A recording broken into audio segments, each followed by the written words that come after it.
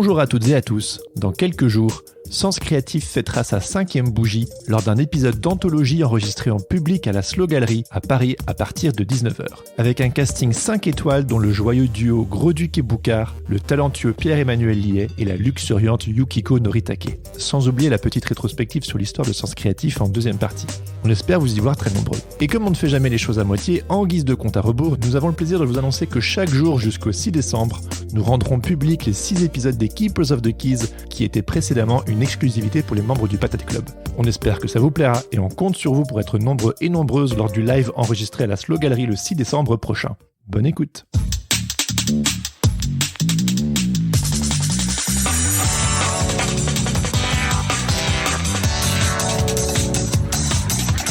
Bonjour à toutes et à tous et bienvenue sur Sens Créatif, le podcast qui explore les motivations et les stratégies des artistes de l'image. Je m'appelle Jérémy Kleiss. Je m'appelle Laurent Bazar et nous sommes passionnés par la créativité que nous considérons comme une quête initiatique. Pour nous aider à développer Sens Créatif cette année, soutenez-nous sur Patreon ou Tipeee. Cela vous donnera accès à la communauté du Patate Club, aux lives mensuels exclusifs avec des professionnels clés du milieu de l'illustration et à des tas d'autres bonus pour vous permettre d'avancer dans votre carrière d'artiste freelance. Nous soutenir, c'est contribuer à faire de Sens Créatif un podcast indépendant et une ressource incontournable pour tous les artistes de l'image francophone.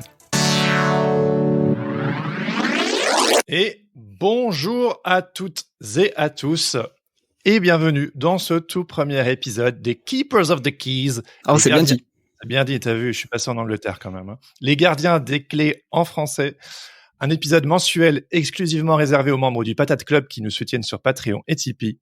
Dans cette émission, une fois par mois, nous allons à la rencontre d'un DA, d'un galeriste, d'un éditeur ou une éditrice, évidemment, ou d'un agent pour qu'il nous emmène dans les coulisses de son métier.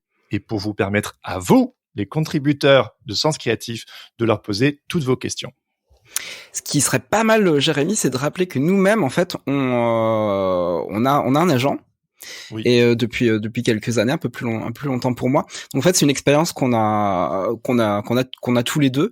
Et du coup, on aura des questions aussi à poser à notre invité qui seront à mon avis pertinentes parce qu'on aura eu cette expérience-là. Ouais, on pourra parler d'expérience, tout à fait, mais c'est trop intéressant d'avoir le point de vue d'un insider. Et justement, sans plus attendre, nous sommes heureux d'ouvrir le bal cette année des Keepers of the Keys avec Philippe Jayclay, agent d'illustrateur chez Costume 3 pièces. Bienvenue sur le podcast, Philippe. On est ravis que tu sois avec nous aujourd'hui. Bienvenue, Jérémy. Merci beaucoup. Merci Jérémy. Merci, Laurent. C'est une première pour moi. Bienvenue, Philippe. Je suis un peu ému, l'émotion. On voit qu'on est en direct et on est content. C'est vrai, c'est la toute première fois que tu passes sur un podcast ? Oui. Ouais. Okay. C'est la première fois. En général, on est plutôt discret. Ouais, c'est l'agence qui est la star et vous êtes les petites mains, c'est ça ? On essaie d'être un peu derrière, ouais, en effet. C'est un peu ça. On essaie de peut-être moins se mettre en avant et plus mettre en avant nos auteurs, mais enfin après, voilà. C'est un bel état d'esprit, je trouve. Alors, pour ceux et celles qui ne te connaissent pas, vu que Philippe, tu es un peu mystérieux, est-ce que tu peux brièvement te présenter et nous dire ce qui te motive à sortir du lit le matin ? Il y a beaucoup de choses parce que je suis assez curieux de tout. Donc, je ne sais pas. Je peux dire que la chose qui me botte en ce moment, et ça paraît complètement hors contexte, mais je tombe dans l'apiculture. Alors je suis très content d'essayer d'entrer dans quelque chose d'un peu étrange comme ça, voilà. T'as une ruche au-dessus de chez toi ou dans ton jardin ? Dans mon jardin, là je suis en préparation, en fait je démarre, C'est génial. J'avais cette idée depuis très très longtemps et là maintenant je m'implique complètement, je vais avoir 2 ruches, dans mon jardin, oui c'est ça, pour essayer de faire vivre ces petites abeilles, voilà, m'occuper de ça pendant un petit moment. Donc j'ai rencontré des gens, des différents acteurs. J'ai pas fait de podcast là-dessus, tout un monde. Voilà, je suis allé rencontrer des gens qui produisaient et qui produisaient différentes échelles et puis voir à quelle était la chose qui me convenait. Et comme moi je suis un amateur et que j'aime le miel par-dessus tout, voilà, je suis parti là-dedans. Donc c'est une des choses qui me motive le matin. Il y en a beaucoup d'autres. Voilà. En plus de 90 épisodes, j'ai jamais eu cette réponse.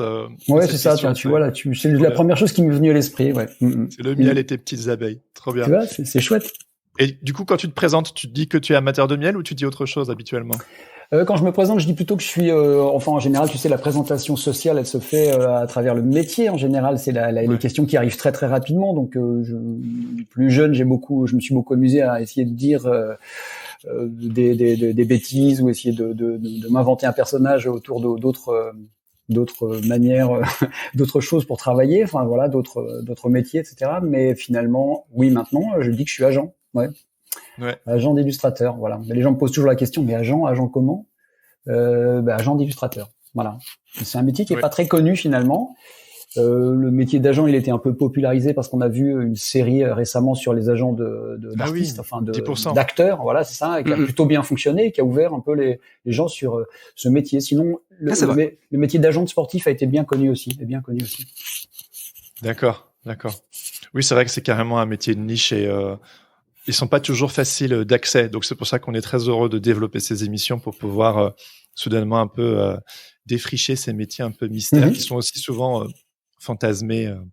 C'est vrai. Et aussi l'occasion d'en savoir un peu plus sur justement les êtres humains derrière ces métiers fantasmés, parce que vous pouvez parfois devenir un peu cette image d'Épinal, mais en fait vous êtes tous différents. Et donc du coup on va plonger un petit peu dans ton histoire, Philippe, si tu le veux bien. Est-ce que avant de plonger dans tout ce qui est agent d'illustrateur, etc., tu pourrais nous parler un peu de ton arrière-plan personnel et de ton parcours avant de découvrir le monde de l'illustration? Oui, en fait, moi j'ai eu un parcours un peu particulier, potentiellement on peut dire un peu atypique, si ce n'est que pour devenir agent d'illustrateur, je suis pas certain qu'il y ait une vraie voie royale, il n'y a pas d'école de formation, ce genre de choses. Donc c'est un peu des parcours qui souvent flirtent avec l'illustration d'une manière ou d'une autre.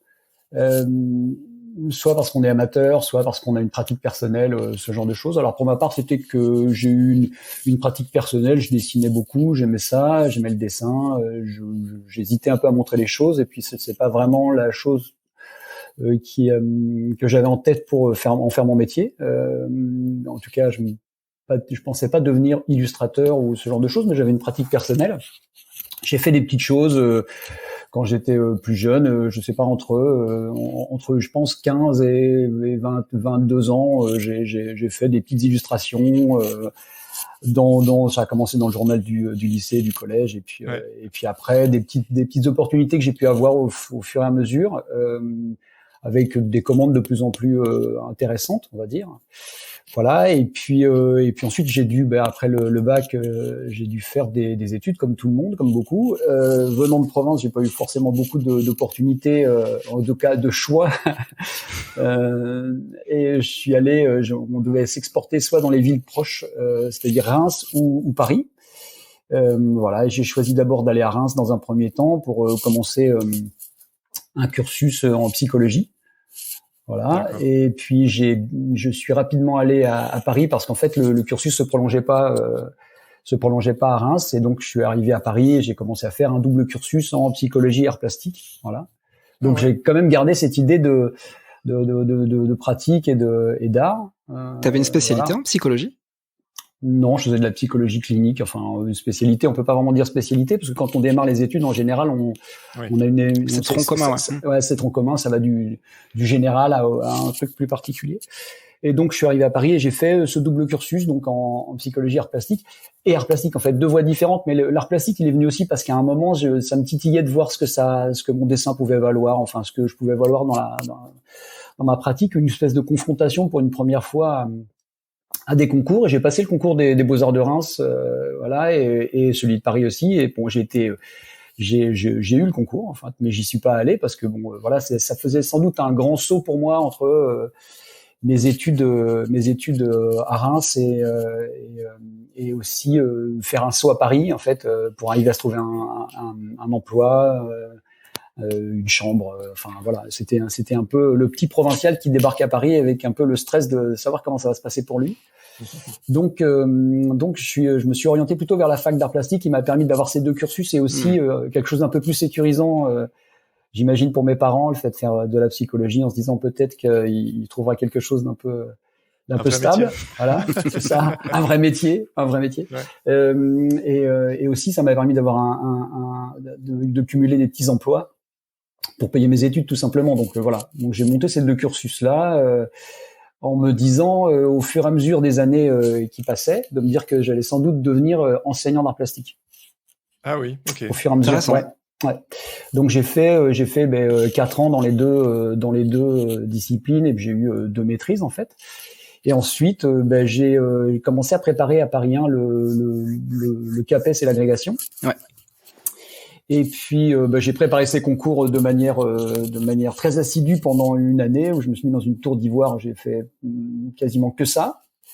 Et puis je suis allé au concours et là je pense que pour la première fois, j'ai eu une bonne gifle sur le résultat du concours. Ouais, c'était un peu particulier. Ouais. Je me suis pris une bonne veste. En tout cas, bon, pour l'agrégation, évidemment, j'étais très très loin, mais le pourcentage de réussite, je crois, en art plastique, il est toujours très très bas. Donc, il était déjà très bas à l'époque. Bon, il y a beaucoup de gens qui postulent, mais il y a peu de gens reçus. Ouais, en tout cas, voilà. Et mais pour le CAPES, je pensais vraiment que j'avais une bonne chance, voilà. Et là, j'ai quand même pris une bonne note qui m'a bien plombé. Donc, je me suis dit que j'allais le repasser l'année suivante, parce qu'en général, on le passe 2 fois. Et puis, en fait, j'ai un ami qui passait lui le concours de professeur des écoles. Et il m'a demandé de l'emmener en voiture parce qu'il n'avait pas de voiture à l'époque pour son concours. Donc j'ai fait l'aller-retour et je lui ai dit bon ok, je vais bien t'emmener, etc. Moi j'étais dans ma préparation de concours à ce moment-là. Et il m'a dit bah écoute, tu veux pas toi, tu vas pas rester là à m'attendre, tu viens et puis je t'inscris à ce concours. Il m'a dit ça te fera un petit échauffement pour ton épreuve. Et c'est comme les potes qui t'inscrivent à Koh-Lanta, c'est pas... Ouais, c'est un petit peu ça. Ouais, ça, tu te retrouves un peu embringué dans un truc et en fait, finalement, il m'a inscrit. Et puis, j'ai passé ce concours contre toute attente et je l'ai eu, figure-toi. Voilà, j'ai eu ce concours au départ, je ne voulais pas passer. Voilà, donc je me suis retrouvé soudainement à être enseignant, donc professeur des écoles primaires. Ce genre de choses. Ah ouais, c'est drôle. Voilà. On soupçonnerait pas, quoi. Et t'as fait ça pendant combien d'années, alors? Et finalement, j'ai fait ça pendant un bon moment, parce que je me suis dit, je voulais être professeur d'art plastique. Finalement, l'enseignement, c'est pas mal. Puis je pense que je suis quelqu'un qui aime assez bien enseigner. Enfin, en tout cas, ça correspondait à quelque chose que j'aimais faire à ce moment-là. Donc, j'ai été enseignant, on va dire, je crois, une petite quinzaine d'années, je crois. Quelque chose comme 13, 14 ans, quelque chose comme ça. Ah oui. Ouais. Ah, rien à voir, hein. Enfin, je veux dire, avec ton métier aujourd'hui. Non, rien. Finalement, pas rien à voir complètement, mais il y a quelque chose un petit peu de, il y a des passerelles. T'inquiète, toujours. Voilà, donc j'ai fait ça pendant un petit moment, et puis ensuite je me suis dit ayant fait quand même le tour un peu des niveaux différents. J'ai travaillé dans beaucoup d'écoles à Paris, beaucoup d'endroits. J'ai même travaillé dans un lycée qui faisait de la formation, un collège qui faisait de la formation au métier d'art, qui se trouve dans le 5e, qui est rue du Pont de Lodi, qui existe toujours d'ailleurs, où les élèves sont formés pour être encadreurs, ce genre de choses. Enfin, voilà. Donc ils font de la sculpture, tout ça, c'était intéressant. Et moi, je faisais l'enseignement général là-bas. Voilà. Puis après, j'ai eu un peu tous les niveaux. Et puis ensuite, je me suis dit que ce serait peut-être pas mal d'essayer de faire évoluer ma carrière. Voilà, enfin de la faire avancer en tout cas. Et puis comme la carrière des enseignants en général à Paris, c'est en tout cas dans le primaire, c'est où tu deviens directeur, où tu deviens maître formateur ou inspecteur, ce genre de choses. C'était pas des carrières qui m'intéressaient spécialement. En revanche, je voulais continuer à être un peu intéressé j'étais un peu intéressé encore par toutes les choses de l'art ou ce genre de choses, des projets autour de ça. Et il y a potentiellement un poste qui s'est libéré, qui allait se libérer à la direction régionale des affaires culturelles, la DRAC, bien connue de beaucoup de gens. Et c'était un poste où il faut être artiste et français pour bien connaître. Mais quand t'es artiste et français, tu connais très bien. Tu connais bien, voilà, c'est ça. Et là, il y avait un poste qui se libérait, une espèce de poste un peu particulier. Je me souviens, j'avais appris ça par le rectorat, donc je suis allé vous rencontrer, passer quelques entretiens, et on m'a dit que c'était plutôt bien et que si le poste se libérait effectivement, je serais le premier sur la liste. Donc j'étais très content. Voilà, en me disant tiens, ça va ouvrir quelque chose d'un peu différent pour moi. Et puis finalement, le poste ne s'est pas libéré. En revanche, le monsieur qui m'avait fait passer des entretiens m'a dit malheureusement ça s'est pas libéré, mais ce que je vous conseille quand même, c'est de densifier un petit peu votre cursus scolaire, en quelque sorte, de diplôme, écrivez des articles, faites parler de vous, etc. Essayez d'avoir des productions, des parutions, ce genre de choses. Passer des diplômes supplémentaires. Donc du coup, je me suis dit oui, tiens, pourquoi pas repasser des diplômes. Donc je suis reparti à Sancier, faire une maîtrise dans ce qui démarrait et qui commençait à s'appeler médiation culturelle. En fait, là, ça s'appelait de manière très pompeuse conception et mise en œuvre de projets culturels. Conception et mise en œuvre de projets culturels. Voilà, donc j'ai repris ça à partir de la première année pour aller jusqu'en maîtrise. Enfin, à l'époque, c'était sanctionné par une maîtrise. C'était le diplôme des 4 ans. Et pour donc la petite histoire en disant, bon, voilà, ça me fera un diplôme de plus. Et je le faisais en travaillant, c'est-à-dire que j'allais après mes cours, après l'école, à Sancier. C'était assez sympa, ça m'aérait un peu la tête, c'était drôle. T'étais en formation constante. Ben c'est ça, bon, j'avais du temps libre en fait. Voilà. Et t'avais quel âge à ce moment-là?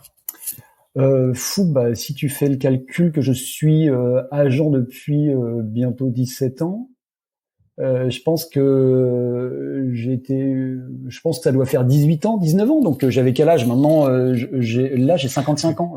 Ah oui. C'est quand même un bon petit moment. Ouais. Donc t'as vraiment fait une bifurcation professionnelle, repris des cours et reformé et tout à une trentaine d'années, quoi. Ouais, c'est ça. Mais quand tu travailles et que t'es content et que t'as du temps libre, parce que en étant enseignant, quand tu travailles depuis un certain temps, quand même, malgré tout, je devrais pas trop le chanter, mais une forme de lassitude.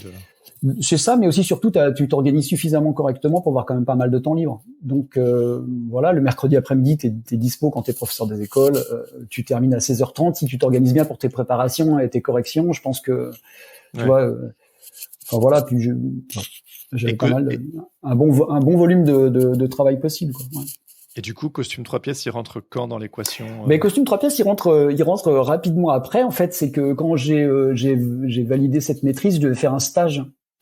Voilà, et donc du coup je devais faire un stage pendant les vacances en fait, puisque j'avais un emploi, donc je devais faire un stage non rémunéré pendant les vacances, donc en juillet, et j'avais trouvé un stage à faire au musée d'Orsay, donc j'étais très content, etc. Et en fin juin, je suis allé rencontrer la dame qui devait s'occuper de moi au musée d'Orsay, et puis elle m'a montré l'endroit où je devais travailler pendant un mois.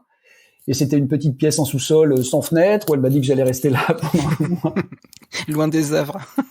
Quelle horreur. Tu vois, pour faire un peu de classement de ce genre de choses. Et j'avais le temps, je me suis dit tant pis, je vais laisser tomber. Donc j'ai dit à la dame, malheureusement, je vais pas faire votre stage parce que j'ai pas envie de rester en bas, j'ai pas envie d'être dans la cave puni alors que j'avais pas besoin d'avoir de rétribution parce que j'avais un salaire, etc. Donc c'était juste pour donner un coup de main en quelque sorte, si tu veux, gratuitement, et avoir après sortir quelque chose de ça, voilà, pour faire un rapport. Donc en sortant, j'étais un peu démuni, puis j'ai croisé une amie que j'avais pas vue depuis une éternité, qui était devenue illustratrice, voilà. Donc on a discuté 2 minutes, on a bu un café, je l'ai croisée par hasard sur le trottoir, et elle était chez dans une agence d'illustration, et elle m'a dit, je lui dis, bah tu vois, je cherche un stage, là, je suis un peu embêté parce que je viens de laisser tomber ce truc au musée d'Orsay. Elle m'a dit, ah, pourquoi t'essaierais pas de faire un stage dans une agence d'illustration? Et moi, c'était un métier que je connaissais pas du tout. Donc soudain, il y avait quelque chose qui s'ouvrait. Elle était dans une agence qui était en train d'évoluer vers quelque chose qui allait plus vers la production d'animation, de films d'animation, etc. à l'époque. Voilà, et elle m'a dit, mais peut-être tu pourrais les voir. Je crois qu'il y a 2 agences qui sont bien. C'est Agent 002. Petit clin d'œil à ces 2 garçons, et costume 3 pièces. Voilà, donc j'avais mes CV sous le bras parce que j'avais une fiche avec des trucs. Je me suis dit, bah tiens, je vais en profiter, je vais y aller directement. Donc suite au café, j'ai enchaîné direct et je suis allé voir le agent 002. Ah, ok, d'accord. Voilà, j'ai frappé. À l'époque, agent 002 était rue de la Folie-Méricourt. C'est ça, exactement. C'est ça. Voilà, donc je suis allé là-bas, j'ai frappé, c'est une dame qui m'a reçu en quelque sorte. Quand je dis reçu, alors c'était pas Sophie du tout parce qu'elle était pas là à l'époque, mais c'était une dame que j'ai vue qu'une fois en fait. Voilà. Et Michel Lagarde, qui est le propriétaire et fondateur de cette agence, n'était pas là, mais en tout cas la dame m'a reçu très très bizarrement. Alors je sais pas si je dois raconter ce truc-là, mais c'était assez marrant. Elle a à peine ouvert la porte, elle avait très peur. Elle a dit mais qu'est-ce que vous voulez? Je lui ai dit bah voilà, j'ai un métier, j'ai une convention de la fac, je viens faire un stage gratuitement pour vous aider pendant un mois. Où est mon bureau? Ouais, c'est ça. Mais elle a ouvert la porte comme ça. J'avais l'impression que j'étais à la porte d'un donjon et qu'il fallait absolument donner un mot de passe ou je sais pas quoi. Donc elle était un peu frileuse et tout. Elle m'a dit mais non, en fait non.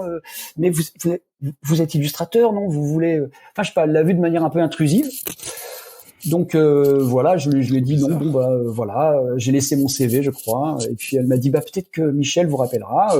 Bon, j'en ai reparlé avec Michel, je crois quelques années après, on a un peu ri avec ça, mais c'est pas voilà, ouais, c'était drôle. Mais la réception était un peu fraîche, mais Michel n'était pas là. Mais enfin voilà. Et puis j'ai enchaîné tout de suite avec Costume 3 pièces. Là, l'accueil était, alors je dois le dire, hein, l'accueil était complètement différent. C'est-à-dire que je suis arrivé de la même manière avec mon petit cartable et mes revendications, en quelque sorte, ou mes demandes. Et là, j'ai été accueilli par Guy et Prisca. C'est Guy qui a ouvert la porte, donc c'est un des deux fondateurs de l'agence. Il a ouvert la porte, il l'a ouvert en grand. Alors je lui ai dit, j'étais dans le couloir, je me souviens, je lui ai dit voilà, je viens pour un stage, j'ai un métier, c'est gratuit, etc. Et lui il m'a dit écoute, attends, hop, rentre, on va boire un café, déjà on va s'expliquer tranquillement, etc. Donc là je suis rentré déjà dans l'agence. Finalement c'est là où j'ai pas été fait. Voilà, c'est ça. Je suis rentré dans l'agence, on a discuté et puis il m'a dit écoute, on n'avait pas pensé prendre quelqu'un en stage, mais on va y réfléchir et on te rappelle. Et bon, ils m'ont rappelé en me disant que c'était cool, quoi. Voilà, que je pouvais venir rapidement la semaine d'après, quoi. Voilà, et donc j'ai enchaîné là-bas, j'ai fait un mois là-bas et ça s'est plutôt bien passé. J'ai commencé à avoir des contacts avec les illustrateurs. Enfin, en plus, j'ai tout de suite vu l'agence et je connaissais pas l'agence, mais je connaissais certains illustrateurs qui travaillaient dans l'agence ou avec des univers vraiment que j'adorais. Donc, j'étais fan. Donc, c'est assez bizarre de se retrouver aussi en contact avec des gens dont on est fan. Voilà. Et puis ouais, c'est ça. Et puis j'ai découvert beaucoup d'univers aussi que je connaissais pas non plus parce que ça regroupe pas mal d'univers. Différents tu étais lecteur d'albums en édition, tout ça avant. Ouais, j'étais j'étais très fan de BD, d'illustrations, des choses comme ça. Ouais, j'avais pas croisé de personnes faisant ces choses-là. J'ai rencontré aucune star à ce moment-là, tu vois. Enfin, ce qu'on peut appeler star du métier. J'étais assez décalé par rapport à cet univers-là. En étant enseignant, tu sais, il peut arriver que tu rencontres des gens par l'intermédiaire de quelqu'un, mais si tu arrêtes une pratique, à un moment, tu t'éloignes en plus de ce milieu-là. Oui, complètement. Mais je pense qu'à quelqu'un comme François Roca, tu vois, par exemple, tu peux pas louper ses bouquins, quoi. Non, même c'est si clair. Tu n'es pas dans le milieu, tu les vois en librairie, voilà. Et puis en étant enseignant, tu sais que c'est des supports de lecture, c'est des supports de travail souvent, donc forcément tu connais son univers.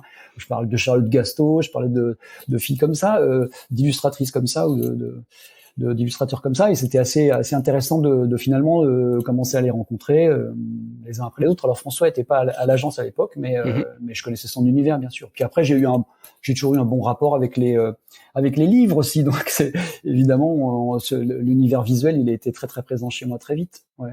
En étant plus jeune, j'ai travaillé dans la bibliothèque de ma ville. J'ai monté une BD-tech parce que les gens savaient que je travaillais dans la bibliothèque et que j'avais des connaissances on va dire en BD, ce genre de choses. Donc j'ai eu des crédits pour le faire. Enfin, ce genre de choses. Ouais. Mais toi, à la base, t'es pas du tout commercial. T'as tout appris sur le tas. Du coup. Ouais. Parce que quand on t'a dit, vas-y, tu peux faire ton stage. Comment ce stage s'est transformé en toi devenir agent d'une des meilleures agences d'illustration de France? C'est gentil, on prend les compliments. On les prend toujours. Les compliments, on les prend toujours. Je te remercie, Jérémy, c'est bien. J'aime bien. Je compte sur toi. Je coche. Ça, je coche. Il est sympa. Il est très sympa. Mais en fait, ça s'est fait de manière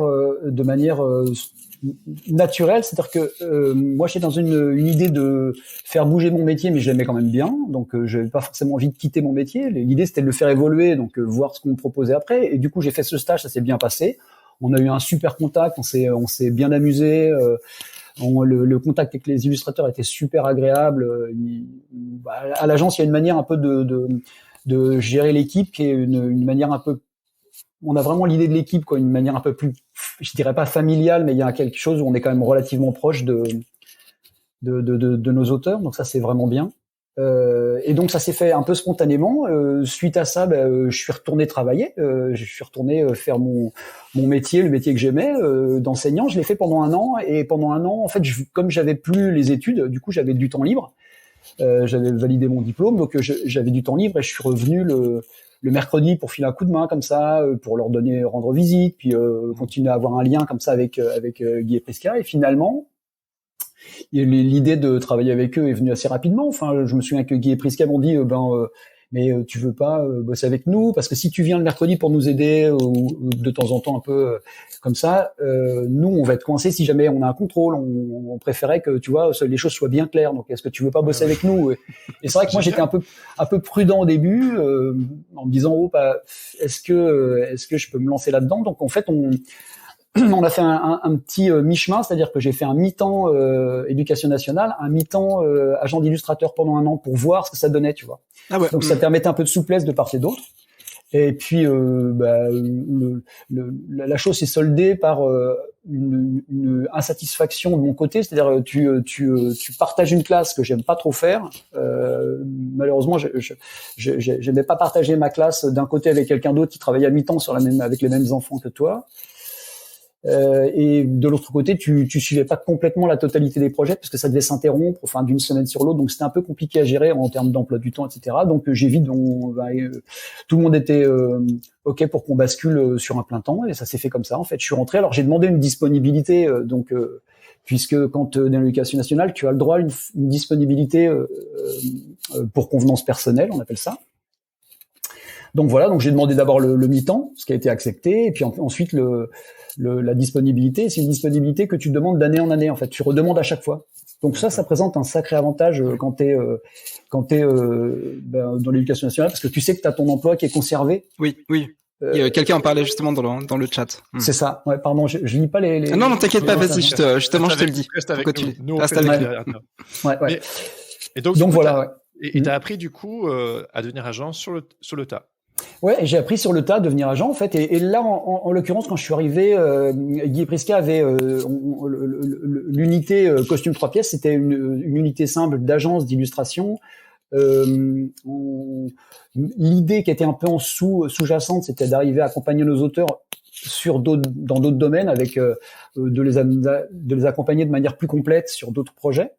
Et donc j'ai pu apprendre vraiment bien avec eux deux qui on faisait j'ai bénéficié des conseils immédiatement de quelqu'un de gens qui l'avaient déjà fait aussi, qui le faisaient depuis longtemps et qui le faisaient bien. Et puis après tu apprends en faisant aussi, c'est important, ouais. Ouais. Donc en quelque sorte, j'étais bien entouré avec un bon axe qui permettait de pas faire d'erreurs, enfin pas faire trop d'erreurs, d'apprendre quoi en fait. Et puis c'est beaucoup de relations humaines. Si tu as eu un peu de rapport avec les gens et que ça se passe plutôt bien, il y a pas de raison que ça se passe mal par la suite. Il y a ça aussi, tu vois. C'est clair. Et donc j'ai appris au fur et à mesure, ouais. Et pour les personnes qui nous écoutent et qui connaissent pas du tout Costume 3 pièces, comment tu présenterais un petit peu l'agence, toi? Alors l'agence Costume 3 pièces, c'est une agence justement qui quand j'y suis entré, était une agence d'illustrateurs, et c'est devenu petit à petit une agence qui a deux dimensions, deux entités, enfin deux dimensions. C'est la même entité mais avec deux dimensions. C'est l'agence d'illustration et le studio de création. Le studio de création permettant d'accompagner nos auteurs sur des projets plus variés. Et il est venu d'un souhait de Guy et Prisca, de la part de ces deux-là, de faire de montrer que l'illustration elle pouvait se mettre sur beaucoup de supports, parce qu'au départ quand on est une agence d'illustration on dépend un petit peu plus des agences de publicité. Ah oui, bien sûr, ouais. Avec toutes les caractéristiques que ça impose, c'est-à-dire souvent des effets de mode, souvent un filtre qui est fait par des directions artistiques des agences, très bien, mais on peut avoir souvent des univers qui se ressemblent, avoir toujours le même type de commande, des contraintes clients qui sont particulières. Il y a d'abord la volonté du client, puis après entre deux, il y a aussi la volonté de l'agence de publicité, puis ensuite il y a le travail de l'illustrateur. Donc ça fait une segmentation comme ça des envies ou des besoins qui fait qu'on voit pas toujours la finalité de ce qu'on est en train de faire. C'est souvent il y a un grand décalage entre et puis les illustrateurs travaillant. Ouais, enfin ça c'est un autre sujet. Non, j'imagine qu'on l'abordera après. Mais au fur et à mesure, donc il y a eu cette idée aussi de proposer l'illustration sur d'autres supports, du packaging, mais aussi des vitrines, mais du film, voilà, sur des objets. Enfin, on peut développer ça à l'infini.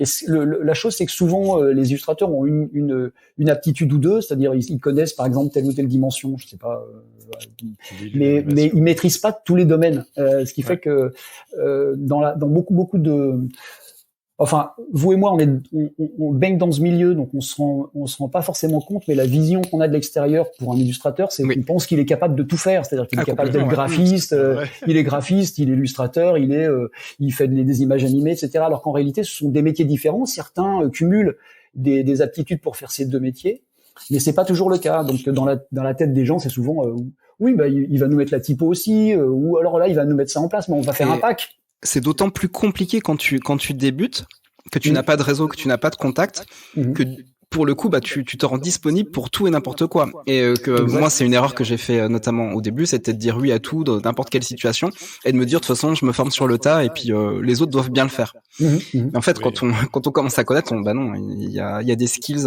des savoir-faire à maîtriser et puis évidemment, on peut pas dire oui pour tout, n'importe comment, pour n'importe quel prix. Voilà, c'est évident. Ouais, c'est vrai. C'est une erreur qui arrive souvent. Mais les clients qui ne le savent pas eux-mêmes le demandent. Vous pouvez tout faire. Ouais, c'est ça. Ouais. Ou ça va de soi, tu vois. Du coup, vous recevez des briefs où vous gagnez un appel d'offres, on pourra en parler, d'une agence, et au lieu de juste proposer un talent, vous dites mais nous en fait on s'occupe de tout, et du coup vous avez le contrôle du début à la fin, c'est ça? Ben en fait, avec les agences, ça continue à se passer de la même manière. Alors qu'en fait, si on veut résumer un petit peu l'agence, on va dire qu'il y a la partie agence d'illustration qui est plutôt en contact avec les agences de publicité. Et puis on a la partie studio de création qui est plutôt en contact avec des clients directs. C'est-à-dire que là, le studio de création développe tellement de choses différentes qu'on peut être amené à faire des vitrines pour un joaillier, mais également du packaging pour une marque en direct. Donc là, on s'adresse directement. La chaîne entre le client, la chaîne de création entre le client et l'illustrateur, elle est plus courte. Ouais. On est les intermédiaires. C'est-à-dire que, et cette partie-là, c'est plutôt Guy et Prisca qui s'en occupent, par exemple. C'est eux qui ont une forme de spécificité là-dessus. Toi, c'était vraiment l'agence d'illustrateurs. Ouais, moi je suis plus sur la partie agence d'illustration. Ouais, d'accord. Petit point technique, Jérémy, on t'entend pas assez au niveau du son. Il faudrait que tu montes un tout petit peu ton micro juste pour l'audience. Ah, d'accord. Je peux pas me rapprocher plus pourtant. Bon, c'est bizarre. Voilà. Vous entendez mieux, Jérémy? Ah, si je parle comme ça, c'est bon, vous m'entendez? Ah, il fait de la Mon Dieu. Ok. Alors, pardon, on en était où? On en était à... je ne sais plus. À vous de faire revenir la chose. Non, on était sur... Toi, t'es plutôt sur le côté agence d'illustration. Oui. Et du coup, ça, c'est une question que beaucoup de personnes se posent, c'est comment est-ce que toi, vous construisez la notoriété des talents que vous signez et comment vous développez la carrière de vos artistes? Ben ça c'est une bonne question. Je pense qu'on n'essaye pas de développer la notoriété en fait. En réalité, c'est pas forcément quelque chose la notoriété, c'est un truc très particulier. Je sais pas si c'est quelque chose qu'on prend en ligne de compte en fait. C'est sur votre site. Sur votre site, je le précise. Oui, non, mais bien sûr. Ce que je veux dire, c'est peut-être pas forcément là-dessus qu'on met l'accent. C'est-à-dire qu'en réalité, ce qui nous intéresse nous, c'est d'accompagner nos auteurs. En fait, en réalité, c'est ça le vrai métier de l'agent, c'est d'accompagner son auteur. C'est de partir d'un point B, d'arriver jusqu'à le plus loin possible avec lui. On essaie nous d'avoir une vision d'équipe. On est au plus près de nos auteurs, on leur parle souvent, on essaye c'est pour ça que c'est intéressant cette émission parce on va pouvoir expliquer un petit peu ce qu'est l'agent en réalité. On a toujours un peu l'idée que c'est la personne qui prend une commission sur le travail de l'auteur. Première caricature. Les chacals. Et voilà, et que l'argent est au centre de la chose. Alors c'est sûr, il y a une commission, mais c'est la même chose à peu près pour tout le monde, je crois. Tous les agents prennent 30% de commission. Il y a pas de secret. Oui. Je confirme. C'est quelque chose de la profession. Parfois, il y a des gens qui prennent un petit peu plus cher, mais en tout cas, c'est pas le cas pour nous. Mais c'est surtout d'accompagner les auteurs, parce que dans une agence d'illustration, les auteurs travaillent chez eux. Ils ont finalement un contact avec le client qui est épisodique, etc. Alors que nous, on a une vision un peu plus centrale. C'est un peu un truc en étoile. Chaque auteur est au bout de l'étoile, et l'agent, il est un peu au centre et il compose. Il a l'habitude de parler avec les clients. Il a l'habitude de suivre des projets. On va dire que les projets sont multipliés. L'auteur, il en a peut-être par mois, et l'agent il en a en fonction du nombre d'illustrateurs qu'il a dans son agence une grande quantité souvent. Et puis ce qui est intéressant, c'est que certains clients avec qui tu vas travailler sur plusieurs projets avec eux, avec des auteurs différents. Mais toi tu seras au centre et tu auras déjà eu l'habitude de travailler avec ce client-là, donc tu le connais par cœur. Exact, t'as plus de possibilités. Puis il y a aussi une chose qui est intéressante avec le métier d'agent, c'est que ça comme tu accompagnes tes auteurs, tu les protèges d'une certaine manière, parce que dans la création, quand tu fais une image, il y a une dimension, comment dire, je cherche mes mots. Il y a une dimension émotive dans la création de l'image que tu n'as pas quand tu es agent, c'est-à-dire que tu aimes ce qui a été produit, tu sauras le défendre. Mais là, c'est pas toi qui l'as fait l'image. Il y a une partie de l'émotion qui est enlevée. C'est beaucoup plus simple de discuter avec des gens quand tu as des retours, quand tu as des gens qui sont pas d'accord avec le rendu, d'être légèrement décalé de tout ça pour pouvoir en parler de manière apaisée. Et les retours tu peux les prendre aussi. C'est un client qui peut être ça peut arriver parfois un peu brusque dans ses retours. Toi, tu sais que ce qu'il veut dire, et tu peux, j'aimerais dire plutôt, oui, éponge. Je suis pas sûr que ce soit un truc très sexy, hein, mais non, c'est pas sexy, mais bon, pour l'auteur, pour l'artiste, c'est intéressant. Ouais, tu fais le tampon en quelque sorte. Il y a quelque chose comme ça, et puis ça te permet aussi d'avoir des arguments, parce que quand t'es dans l'émotion, peut-être tu trouves pas forcément les arguments immédiatement pour pouvoir répondre à quelque chose qui semble un peu rude ou ce genre de choses, alors que là tu remets les choses dans le contexte, t'expliques, et puis surtout tu défends ton auteur, parce qu'il y a toujours la volonté du client qui est une volonté légitime, hein, c'est-à-dire d'avoir une production d'image un peu comme il la veut, et puis tu as la volonté de l'auteur qui est aussi produire ce qu'il sait faire dans son style, et ne pas se trahir pour des projets, etc. Donc et d'ailleurs, il y a la même chose, elle est toujours un peu particulière. Ouais. D'ailleurs, il y a la même chose dans l'autre sens, parce que des fois, le client fait lui-même appel à une agence. Donc, en fait, vous êtes deux à parlementer, un petit peu comme des diplomates, pendant que le client, il existe des choses, et que l'artiste, en fait, derrière, il essaye d'imposer aussi sa vision, quoi. Oui, c'est ça. Il faut arriver à trouver un bon compromis entre la volonté de l'artiste qui parfois, comme il est loin et qu'il est loin des préoccupations du client, a envie d'imposer quelque chose sans forcément tenir compte du contexte. Donc il y a aussi un rôle un peu comment dire, didactique, un petit peu, modérateur. Qui ne l'a jamais fait. Pour expliquer un petit peu, tu sais, là il te demande 10 fois, mais faut comprendre que. Et c'est vrai que c'est intéressant cette espèce de rôle un peu de tempérance d'un côté et de l'autre, ouais.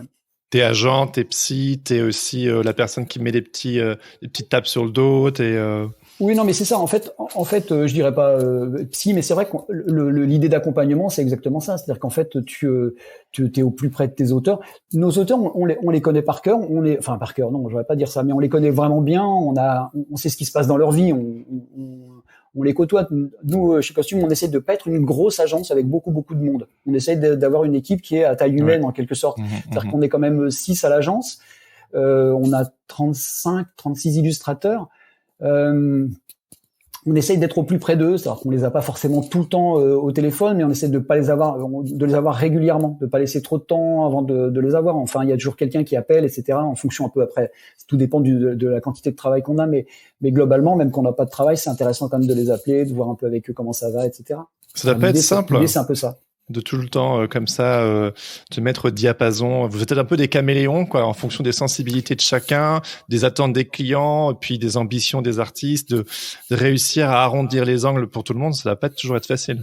Oui, c'est pas sans heurts. Hein. Parfois, c'est comme toute relation. T'as souvent des moments où tu t'es pas content, et des moments où t'es très content, des moments où ça va.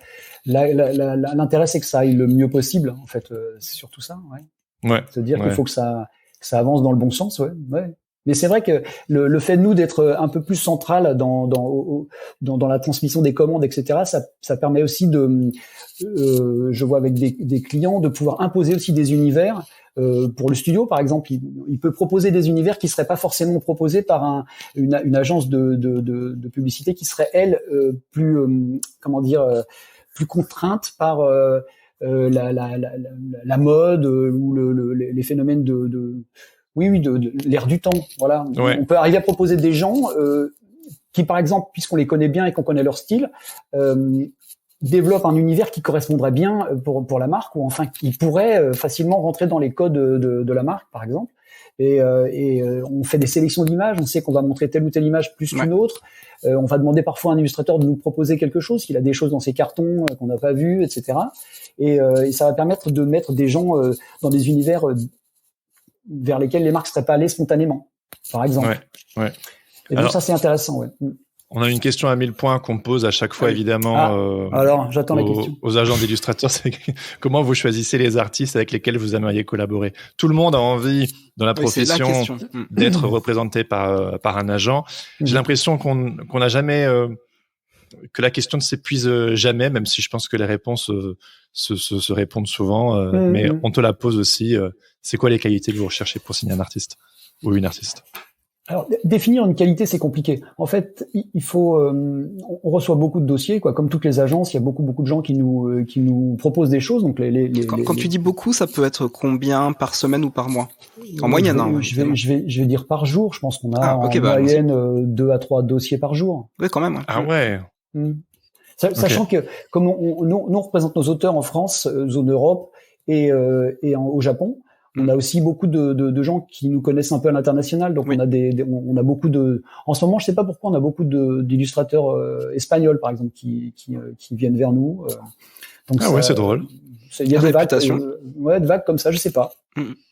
On n'a pas fait énormément de projets en Espagne, mais par exemple, voilà, apparemment, en ce moment, on en a beaucoup.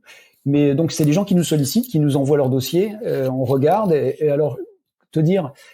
Il faut d'abord que l'univers nous plaise. Il y a beaucoup de critères différents, mais d'abord, il faut que l'univers nous plaise. Et il faut qu'on sente que cet univers-là, on va lui trouver des projets. C'est-à-dire que parfois, on a des univers qui nous plaisent. C'est la portée commerciale du style.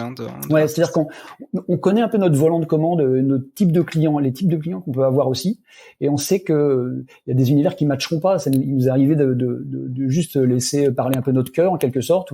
Erreur de casting. Et en fait, on peut pas dire erreur de casting parce qu'on y croit, mais souvent c'est soit décalé, c'est-à-dire que ça commence un peu tard, alors qu'en fait on a essayé pendant longtemps et ça fonctionne pas, puis soudain il y a une question de timing. Ouais, il y a aussi une question de timing.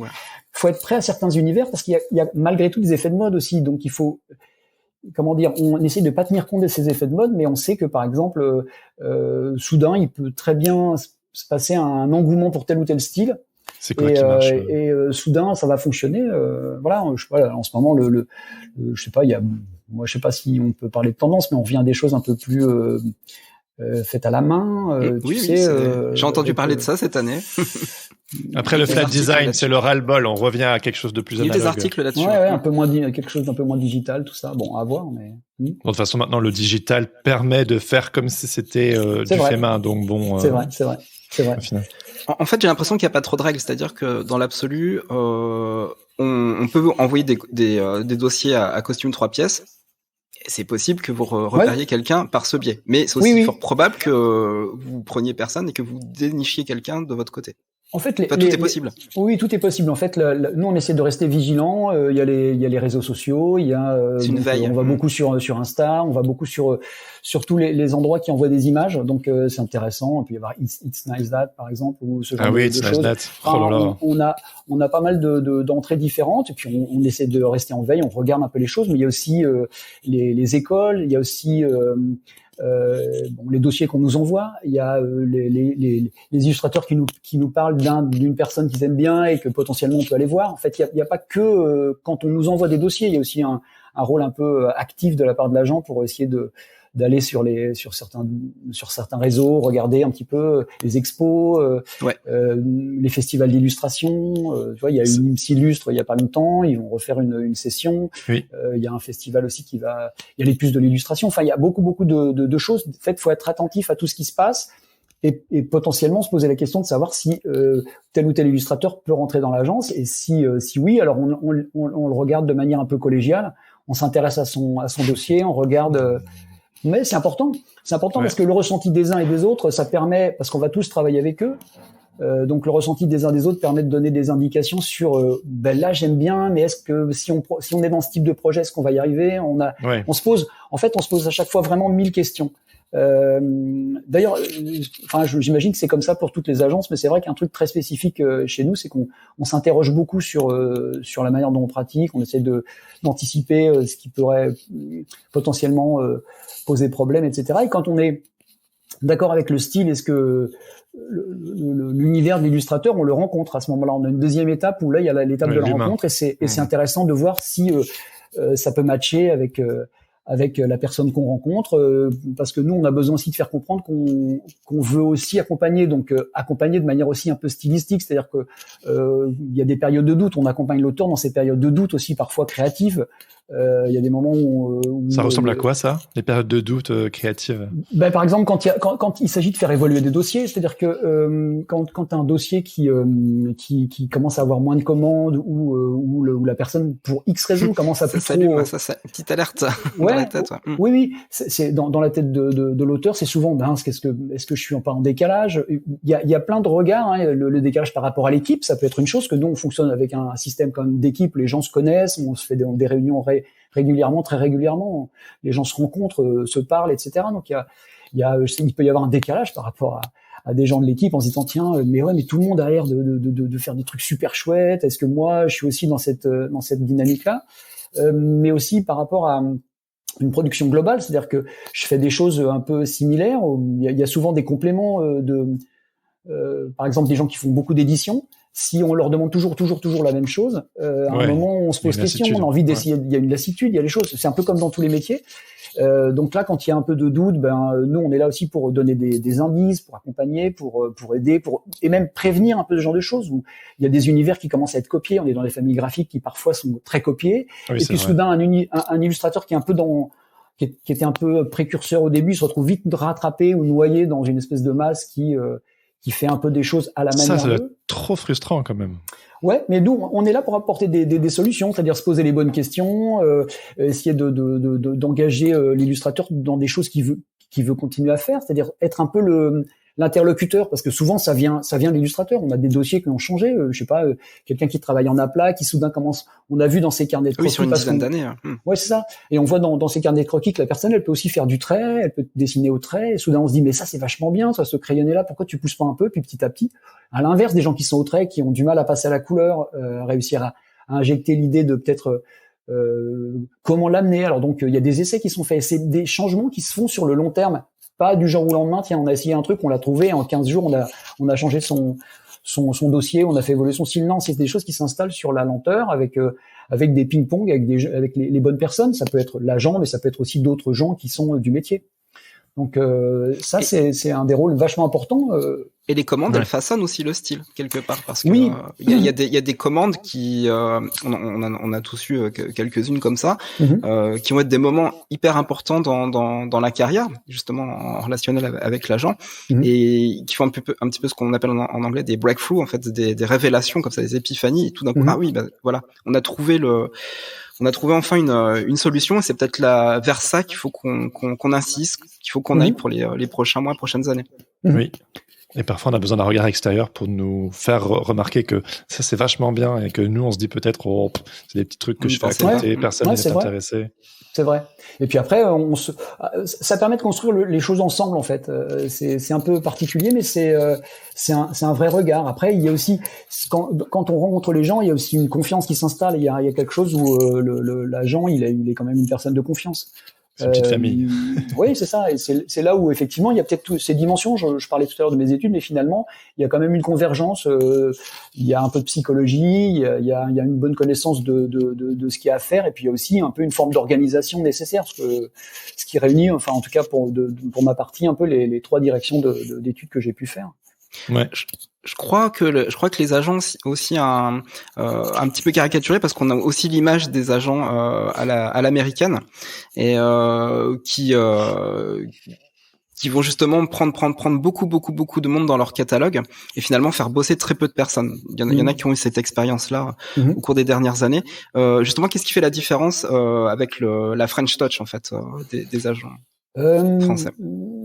Alors je sais pas, je vais décaler ma réponse parce que je viens de voir sur le chat, parce que je jette un œil de temps en temps et je vois David qui a dit c'est le cas pour Vincent Mahé, si j'ai bien compris, le fait qu'il utilise la ligne claire dans son style vient d'un retour de ses agents. Ah oui. En fait, pas vraiment, parce que Vincent, ça reste encore pour l'instant un jeune auteur. Il a fait évoluer son style où il y avait des choses en aplat avant vers des choses où il y a plus en plus où maintenant c'est du trait à la ligne claire. C'est quelque chose qui était en lui déjà et il avait un peu cette double possibilité. Et c'est vrai que en voyant un peu les gens qui gravitaient autour de lui, les gens de son atelier par exemple, qui sont aussi des illustrateurs, il a su aussi tirer les choses un petit peu qui lui permettaient d'avoir de la singularité. Nous, ce qui est important, c'est qu'on ait des gens qui ont un univers singulier, qui puissent avoir un univers singulier. C'est pour ça qu'on va venir les chercher à l'agence. Oui. En fait, et chez nous, mais chez les autres aussi. C'est aussi un conseil que je peux donner aux gens qui veulent préparer des dossiers. Parce que ça, c'est important peut-être de faire passer ce message tout de suite. C'est quand on a besoin de trouver un agent, par exemple, il faut pas montrer toutes les étendues de ce qu'on peut faire. Les agents, la plupart du temps, ils ne recherchent pas un couteau suisse. Ils cherchent une singularité, un univers singulier. Et il y a la concordance entre un univers singulier et l'agence dans laquelle vous êtes. C'est-à-dire que si vous regardez les différentes agences d'illustration, il y en a quand même une bonne quantité, il faut regarder un peu leur ligne éditoriale en quelque sorte, ou leurs choix éditoriaux, enfin les choix d'univers qu'ils ont dans l'agence. Ouais, et ça donne une indication. Ouais. Vous, c'est le luxe, par exemple. Je dirais pas ça en fait, mais c'est pas le choix qu'on fait. C'est pas le choix qu'on fait. C'est en revanche les illustrateurs qui sont à l'agence donnent une idée de quels sont les types de clients qu'on peut avoir. C'est plutôt ça. C'est-à-dire que nous, on reçoit des dossiers qui sont parfois très très bons, mais qui ont, on sent qu'ils n'ont pas compris la réalité du marché dans lequel ils sont, par exemple. Alors, il y a des univers qui sont magnifiques, des gens qui ont une technique incroyable, mais qui est pas adaptée à une commande commerciale. Et ça, ce serait, il y a des gens qui ont un univers de dingue et qui vont s'épanouir dans la BD, ça va être formidable, c'est des talents hors pair, mais qui vont pas coller avec une commande où on va les contraindre un peu, ou alors ils liront pas forcément les codes, où le style est pas forcément en adéquation. Oui. Ouais, t'as raison, faut mettre de côté le j'aime pas, et puis à un moment il faut aussi regarder un petit peu les cartes que t'as sur la table. Est-ce qu'on peut les jouer, quoi? C'est comme ça, c'est important. Chercher un agent, c'est accepter de faire du travail commercial. Et là où parfois certains auteurs, illustrateurs, illustratrices peuvent avoir envie de gagner de l'argent, c'est tout à fait normal. Mais de l'autre, peut-être rechigner à faire du commercial et peut-être qu'il se développerait mieux dans une démarche d'auteur. Après, ça n'empêche pas d'être radical, je pense, Jérémy, mais je pense qu'il faut avoir peut-être cette ouverture d'esprit de se dire, je peux rester radical, mais en fait, si je comprends pas les règles, je peux pas évoluer dedans, quoi. Voilà. Oui, c'est ça. La singularité d'un univers, c'est ce qui prime en fait. Et après, il y a une adéquation avec des codes de marque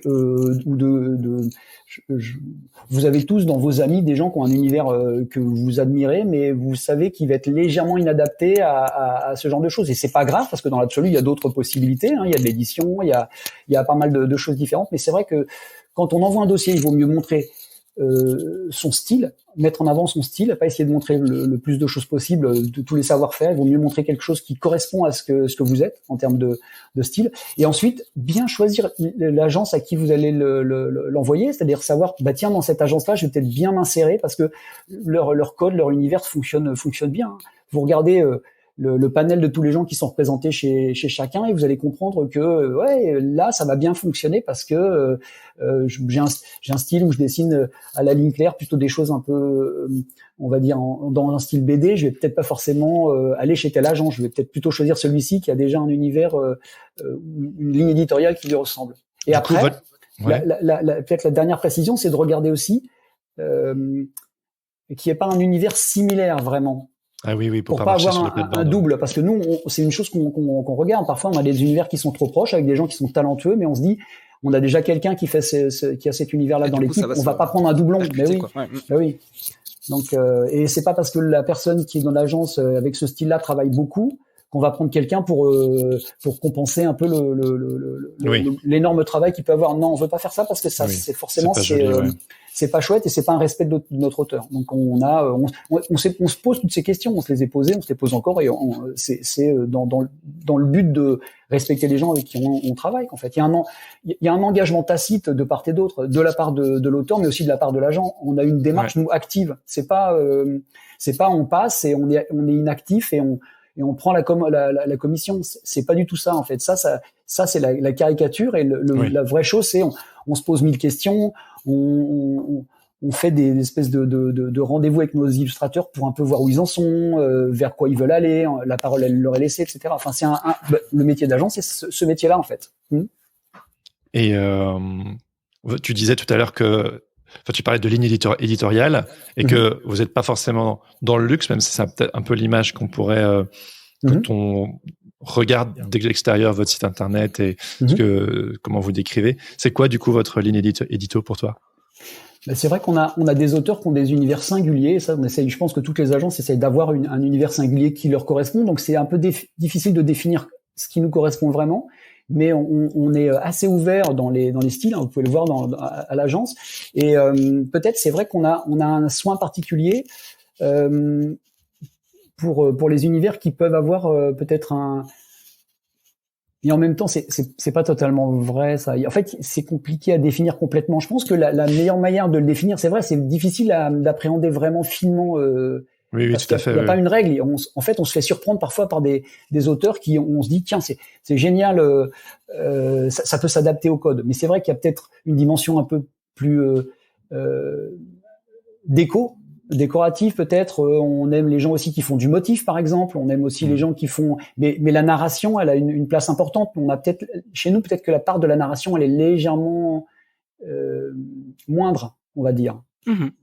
C'est un curseur qu'on peut faire bouger, la narration. Dans les images, nous, il y a toujours de la narration, mais c'est vrai que nous, on a peut-être un curseur qui est un petit peu plus du côté du côté décoratif et un tout petit peu moins de narration dans certaines dimensions. Ça veut pas dire que c'est une généralité pour tout le monde. Ouais, c'est vrai qu'on parlait de ligne éditoriale, mais c'est un mot qui est un petit peu biaisé. C'est en fait la ligne, elle se fait parce qu'en fait c'est la somme de à la fois vos coups de cœur, aussi des tendances. On parlait des tendances. Bon, les tendances, le top, c'est quand les tendances durent. Hein. C'est quand un artiste fait 10, 20 ans avec l'agence. Là, c'est que le travail a été bien fait et que voilà, son unicité, sa singularité est demandée par les clients. Et je sais plus où je voulais en venir, mais oui, je voulais revenir à ma question précédente. Justement, qu'est-ce qui fait la French Touch? Et comment tu peux démonter justement cette caricature à l'américaine en fait qu'ont les agents? À l'américaine, c'est un peu pour nous, c'est un peu la collectionnite en fait. Le défaut un petit peu de ça, c'est de prendre au maximum de monde pour se dire. En fait, ça se voit très vite si enfin, j'aimerais dire que dans les grosses agences, dans les agences américaines, on va dire, le fait d'avoir énormément de monde, ça garantit un volume de commandes pour l'agent en quelque sorte. Oui, comme en supermarché, tu mets plein de produits, voilà. Tu as forcément quelqu'un qui va venir vers toi pour telle ou telle chose, et puis tu vas être sur beaucoup d'appels d'offres ou beaucoup de, tu vois, les agences de pub, elles te font appel à toi en disant bon bah voilà, il y a 5 personnes en compète, alors toi j'aime bien lui et lui, donc t'en as deux, il y a 7 personnes en tout, t'en as 2 sur 7. Bon voilà. Alors les agences qui ont une grande quantité d'illustrateurs, c'est compliqué. Tu vois, ça c'est aussi un choix chez nous de pas avoir trop de monde. Nous, depuis que Costume existe, il y a on est resté aux alentours de 30-35 illustrateurs. Et tu vois, ça fait longtemps que je suis à l'agence. On n'a jamais voulu vraiment. On veut pas être à 40-50 parce qu'après, ça veut dire qu'ils sont plus anonymes au sein de l'équipe. C'est-à-dire que tu peux pas les avoir tout le temps au téléphone. Tu sais pas ce qu'ils viennent. T'as un truc qui se distend. Tu sais pas qui ils sont. Donc forcément, ton rapport avec eux, il est particulier. Tu peux moins leur expliquer les choses. Ils ont moins confiance en toi. Il y a un truc un peu. Ils te voient moins souvent. Enfin, tu vois. C'est encore une histoire de curseur et de jauge, en fait. Vous l'avez réglé à l'endroit où ça marche. C'est ça. Nous, on a envie de dire à taille humaine. Après, chacun fait comme il veut. Il y a aussi, je veux dire, c'est très bien. Il y a peut-être des illustrateurs qui sont heureux dans des grandes agences ou je sais pas. Voilà. Mais nous, on a décalé un peu ce truc-là. On préfère avoir moins de monde et être plus près d'eux que plus de monde et moins près d'eux. Enfin, après, c'est un choix. C'est un choix. Il n'y a pas de bonne ou de mauvaise réponse, de mauvaise agence. Non. Mais tu parlais tout à l'heure de gagner des appels d'offres.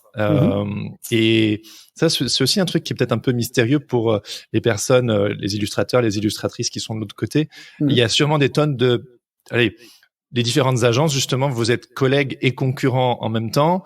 Et puis, il y a des briefs de boîtes de com qui, justement, approchent peut-être diverses agences. Ah bah oui, c'est sûr. Et du coup, il y a des tonnes de petites règles tacites que vous connaissez, mais que les illustrateurs connaissent pas.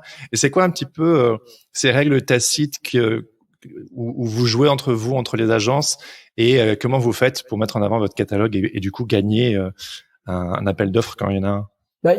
Alors, appel d'offres, il y a deux choses. Appel d'offres, ça correspond, enfin, pour moi, le mot appel d'offres, il correspond plus à une commande publique. Oui. C'est quelque chose de référencé, tu réponds à un appel d'offres, il y a plein de gens qui vont postuler, ensuite il y a une sélection, puis ensuite, enfin, voilà. Alors que, pour les agences de pub, on parle plus de compète. Alors, t'es en compète avec, tu vois, c'est compète, on est tout de suite dans un truc un peu plus, et consultation, c'est quoi? Consultation, c'est lointain encore. Tiens, je te consulte pour éventuellement savoir si dans 3 semaines tu seras dispo pour un dev. Okay, ouais. Tu vois, c'est plutôt. Donc on parle vraiment de compétition. Ouais, t'es en compète. Alors alors t'as combien de personnes en compète? Et donc il y a la compète et il y a la reco de l'agence. C'est-à-dire que il y a plusieurs illustrateurs qui sont en compète, on va dire. Donc toi, on te demande si d'abord l'illustrateur est disponible, combien de temps il mettrait pour faire des images, par exemple, et puis combien ça coûterait. Donc là, c'est la partie aussi un peu plus, on va dire, financière où tu dois jauger du projet et savoir combien tu vas chiffrer les choses en fonction des droits d'utilisation, etc. Enfin, un classique. Mais tu proposes donc plusieurs personnes de ton agence en faisant une sélection d'images. Tu vas montrer telle ou telle image parce que tu la trouves plus judicieuse. Donc c'est aussi une bonne compréhension du brief de l'agence ou des attentes de l'agence. Ouais. Et après, malheureusement, il y a aussi un truc qui a un coup de dé, c'est-à-dire que le rôle des agences là-dedans, il est toujours qui peut être un peu nébuleux, c'est-à-dire que parfois tu comprends pas vraiment ce que tu as entendu et puis ce que tu as donné, puisque le résultat, le client finalement non, il préfère un tel ou voilà. Je me souviens qu'on s'est retrouvé avec un agent que vous connaissez très bien. En compétition pour un gros projet et l'agence avec une agence hein, bien sûr et l'agence on était en deuxième donc on n'a pas été choisi. On était les deuxièmes, voilà. Et finalement, l'illustrateur qui a été choisi n'a pas voulu faire la commande. C'était une grosse commande. Donc nous on s'est dit, puisqu'on est deuxième, forcément, voilà, on n'était plus que 2 en finale, parce qu'il y a des périodes éliminatoires aussi. Il y a des éliminatoires. C'est vraiment une compète pour dire un match de foot. Voilà, c'est un petit peu ça. On te rappelle, alors là, du coup, il y a plus que 2 personnes, donc vous êtes en finale. Alors qu'est-ce que tu peux? Donc c'est souvent des phases de renégociation, de renégociation du budget. Dans ce temps-là, les illustrateurs, illustratrices, ils attendent. Ouais, ils savent pas, ils se demandent. Ouais, c'est sûr. Et tu sais, il y a aussi pour la plupart des agents, il y a un investissement affectif dans ce truc-là, c'est-à-dire que tu sais que tu vas peut-être trouver un super boulot pour quelqu'un, tu vas le faire travailler, tu vas le faire des belles images, t'es content. C'est ce truc. Et puis soudain, quand tu l'as pas le truc, je peux t'assurer que t'es au moins aussi déçu que la personne qui a pas le projet. Ça, je peux te le dire.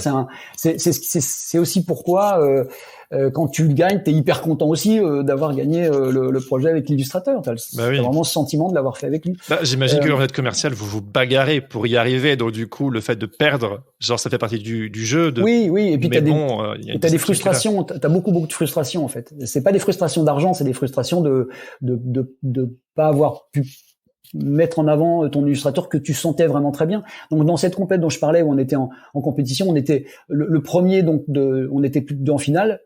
Celui qui a été choisi a refusé de faire la commande. Donc on a pensé que ça allait être nous et finalement non, l'agence par exemple a décidé de remettre une compétition pour recommencer. Donc on s'est retrouvé de nouveau en finale encore une fois et on n'a pas été choisi et là t'as les boules, tu l'as un peu mauvaise. Bon, voilà. C'est quoi un peu tu parles de frustration, c'est intéressant, c'est quoi un peu les frustrations que tu as dans ce métier? Elles sont diverses et variées, mais par exemple, si on parle c'est pas arrivé à avoir un projet que tu penses correspond vachement bien à un illustrateur, par exemple, ça c'est hyper frustrant. Souvent, tu te dis, pourquoi ils ont choisi cet univers? Il y a des gens que tu sens plus à même de le faire, ou des univers où ta frustration, c'est le décalage par rapport à un brief de départ ou une volonté de départ, et à l'arrivée, tu t'aperçois qu'en fait le brief de départ il correspond. Enfin, le choix fait, il correspond pas au brief qui a été fait. Tu vois, je sais pas. On veut quelqu'un qui soit haut en couleur, etc. Avec, je sais pas, un univers qui est explosif, etc. Puis tu t'aperçois un truc nuance de gris, ouais. Ouais, c'est ça. Et là, tu te dis, et ça, c'est très frustrant. Mais ça peut venir d'autres trucs. D'avoir, par exemple, un illustrateur auquel tu crois vraiment beaucoup, t'adores son univers et t'arrives pas à lui trouver de travail. Tu vois? Ça, c'est terriblement frustrant aussi, ça. Ça, c'est terriblement frustrant. Du coup, c'est là où le dynamisme de l'agence, les ressources de l'agent peuvent faire une différence aussi. Mais c'est vrai que parfois, ça peut être, tu vois, on parlait de gens qu'on peut prendre dans l'agence et on fait des paris aussi parce que rien n'est déjà écrit. C'est toujours quand même un pari. Enfin, t'as une idée, tu t'orientes un petit peu, mais soudain, tu te dis que ça peut ne pas marcher aussi, tu vois. Quand je t'écoute, j'ai l'impression que tu sais, tu me parles de compète, de paris, j'ai l'impression qu'au final, c'est une sorte de grand jeu avec des enjeux, avec de l'argent, avec du relationnel et une sorte de grand jeu à taille humaine, quoi. Mais je crois qu'il faut rappeler un petit truc aussi, c'est que les agences donnent pas du travail aux artistes. C'est-à-dire qu'en fait, c'est un teamwork. C'est-à-dire que les artistes ne vont pas être consultés la plupart du temps par ces grosses agences ou ces gros clients, parce que les gros clients font eux-mêmes appel aux agences de communication qui elles-mêmes vont choisir dans les catalogues. C'est-à-dire que certains aussi en dénichent des artistes indépendants, ça arrive. Ouais, ça arrive. Mais c'est un teamwork, c'est-à-dire qu'en fait, quand on parle de tendance et qu'il y a peut-être une idée de péremption du style par rapport à la tendance, c'est pas tellement du ressort de l'argent, c'est un peu le ressort de l'offre et de la demande aussi des clients et justement de ce qui se passe en fait sur des cycles de 3 ans ou de 5 ans. Qu'est-ce que t'en penses, comment tu le vis? Et puis parce que c'est une question que se posent les gens qui n'ont pas d'agent justement. Bah oui, les agences, de temps en temps, les agences de communication, de temps en temps, elles dénichent des gens. En fait, ça dépend de la curiosité des DA, tu vois, par exemple, ou des gens qui ont repéré un style. Et puis, mais de la même manière, c'est l'adéquation d'un choix qui a été fait par un DA avec le brief de départ. C'est-à-dire que les gens qui veulent se faire plaisir, je sais pas. Il y a des DA parfois qui veulent absolument se faire plaisir sur un truc, mais en mettant quelqu'un qu'ils adorent mais qui est pas c'est pas approprié. C'est pas approprié, ça va être source de frustration aussi. Là, c'est l'erreur de casting. Ouais, c'est l'erreur de casting, mais elle peut venir d'une volonté de bien faire en fait. Souvent elle vient d'une volonté de bien faire. Non, après j'ai vu aussi un commentaire sur lequel je voulais rebondir, excuse-moi, mais c'était l'idée de combien de temps les gens restent dans les agences, le turnover dans une agence. Le turnover, qui existe. Ça c'est une question qui a l'air d'être un peu récurrente aussi, mais en fait tout dépend de l'agence. Nous on sait que les choix qu'on fait c'est des choix sur la durée, c'est-à-dire que quand on prend quelqu'un on sait qu'on va le faire évoluer, qu'il va évoluer avec nous en tout cas, qu'il va continuer à travailler. On se dit pas qu'on va prendre quelqu'un pour faire un coup. Oui. Donc parce que ça c'est aussi un peu le piège. On a des agents qui ont démarché nos auteurs par exemple en leur disant écoutez, là on a un projet pour vous qui va être très bien rémunéré, voilà, ça va être super, on va le faire, etc. C'est le moment, viens chez nous, tu vois. Et là, ça c'est particulier, précisément en Angleterre. Il y a dans notre histoire un ou deux projets comme ça, enfin une chose comme ça où là, soudain, l'auteur il est un peu partagé en se disant là, mais là on me propose un gros projet, qu'est-ce que je fais, etc. Donc nous, l'idée c'est pas ça en fait, c'est vraiment d'être avec les gens parce qu'on aime leur style, on sait qu'on va pouvoir les placer avec des clients. Et on sait qu'on va pouvoir les accompagner, qu'on va avoir un bon rapport avec eux. On a la chance d'être dans un métier où on peut encore choisir les gens avec qui on travaille, ce qui n'est pas le cas de partout. Et ça, on est content de faire ça, en fait. Ça fait plein de bonnes raisons de te battre, en fait, sur ces compétitions. Ouais. Alors, avant de passer aux questions des membres du Patate Club, j'en ai une toute dernière qui est une question un petit peu chargée, mais qui est aussi très pertinente en ce moment. C'est à l'heure des réseaux sociaux, en ce moment, la puissance de l'autopromotion, de tous les outils qui sont en ligne pour pouvoir se mettre en avant. Et il y a des artistes qui ont des énormes communautés. Certaines personnes pourraient se demander à quoi ça sert d'avoir un agent aujourd'hui. Qu'est-ce que tu dirais toi à ces personnes-là?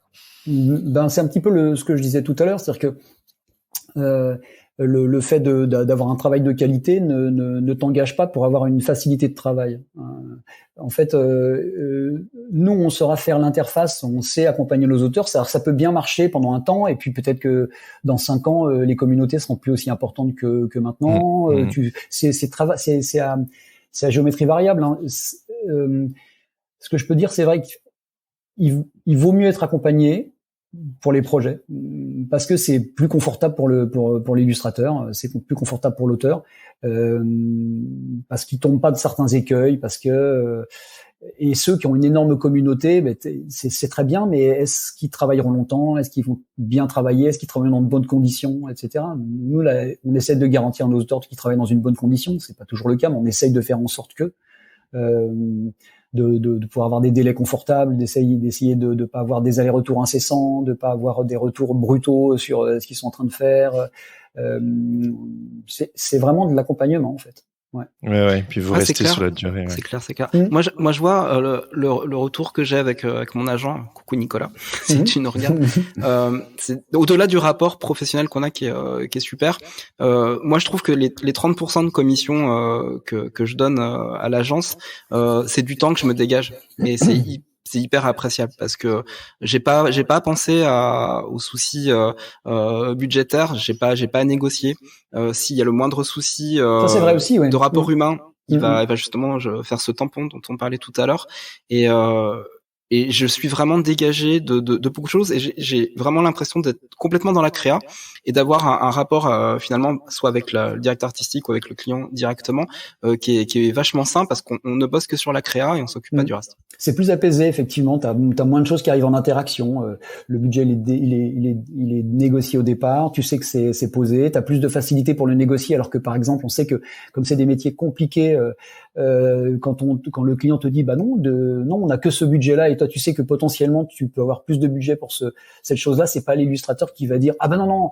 Quand c'est une période un peu difficile, il va tout de suite accepter il va même venir offrir le thé au client pour pouvoir avoir le projet.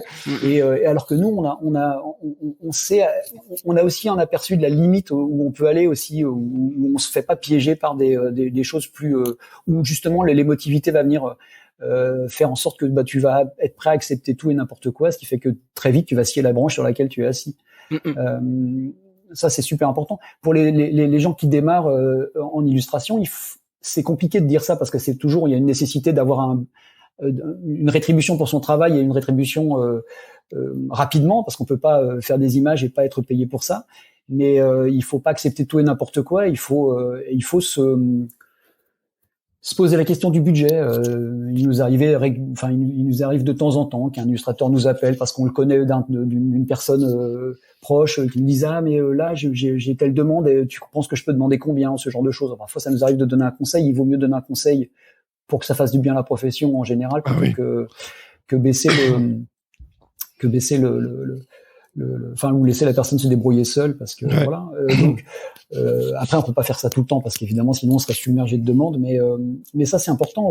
Après il y a aussi la connaissance du marché qui fait qu'on sait à peu près ce que ça vaut, parce qu'il y a le prix de la création en globalité, et puis les droits afférents à cette création, les droits d'utilisation, et ça c'est important de les dissocier et qu'ils soient bien clairement écrits. Donc pour tous ceux qui se lancent par exemple, c'est important de bien préciser territoire, durée, support, quantité des supports, et différencier aussi si l'image elle va être utilisée avec de l'achat d'espace ou sans achat d'espace, ce qui fait une grosse différence, parce que quand il y a c'est pas du tout le même prix, et ce genre de choses c'est très important.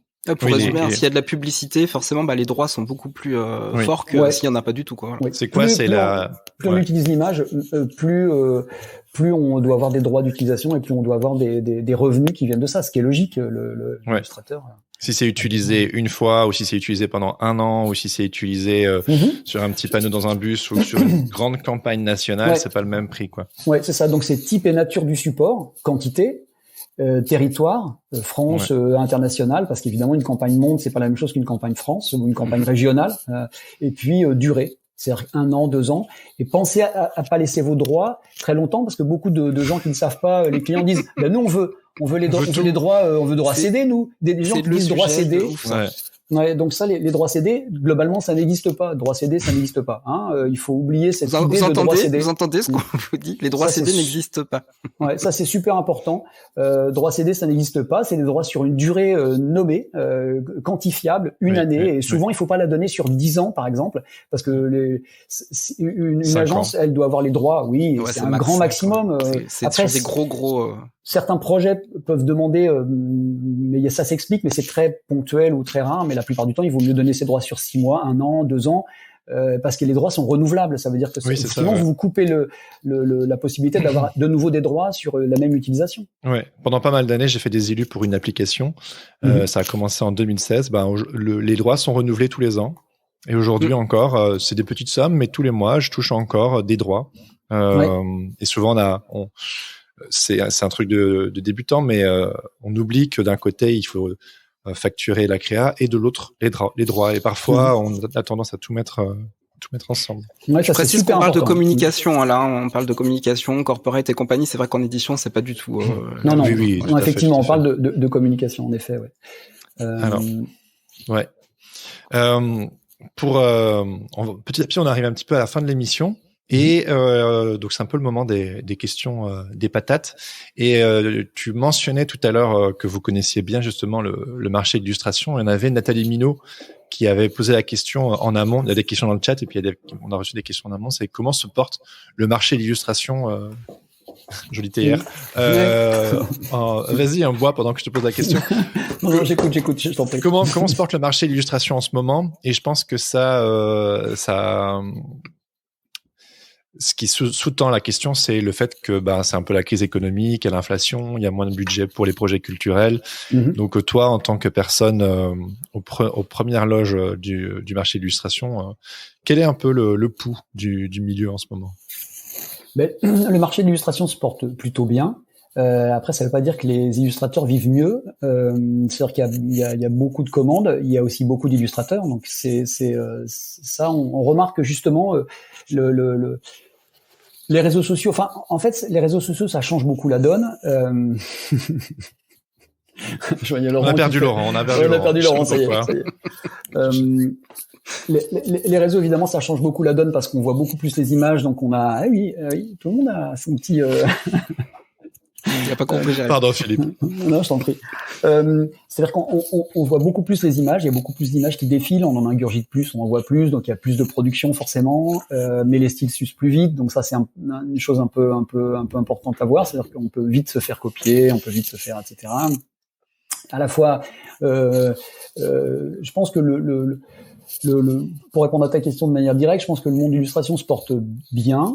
Mais c'est une population, les illustrateurs, c'est une population qui, je dis ça souvent aux agences quand il faut négocier, c'est une population où il y a beaucoup de jeunes et il y a moins de vieux. Ah oui. C'est une profession qui est jeune en fait, où les illustrateurs sont jeunes. C'est compliqué de durer longtemps dans l'illustration. Il faut bien s'entourer, il faut être conscient de son style, il faut savoir le faire évoluer. C'est ce genre de choses. Ça, c'est super important. Parce que souvent, c'est un vrai sujet. C'est-à-dire que je serais curieux de voir la moyenne d'âge en regroupant tous les illustrateurs et savoir comment ils vivent et quels sont leur âge, tu vois. Voilà, parce qu'il y a aussi une idée de il est jeune, il fait un style qui est dans la mode, etc., qui est un peu dans l'air du temps, donc on va le prendre. Puis quand le style est plus là, qu'est-ce qu'il fait l'illustrateur? Est-ce qu'il a besoin de reconstruire son style? Est-ce qu'il a besoin de Donc ça, c'est quelque chose d'assez important. Mais donc oui, il y a plus d'illustrateurs, il y a plus de demandes en illustration, c'est bien. Mais l'illustration, c'est un médium où il y a plus d'identité que la photo, par exemple. On est un photographe. On prend souvent cet exemple. Aussi dans les discussions, c'est qu'un photographe, il peut travailler pour une marque et pour son concurrent de manière directe. En revanche, un illustrateur, c'est fini quand il travaille pour une marque, il est grillé pour la marque concurrente, par exemple. Et grillé pendant 10 ans. Donc l'impact n'est pas le même.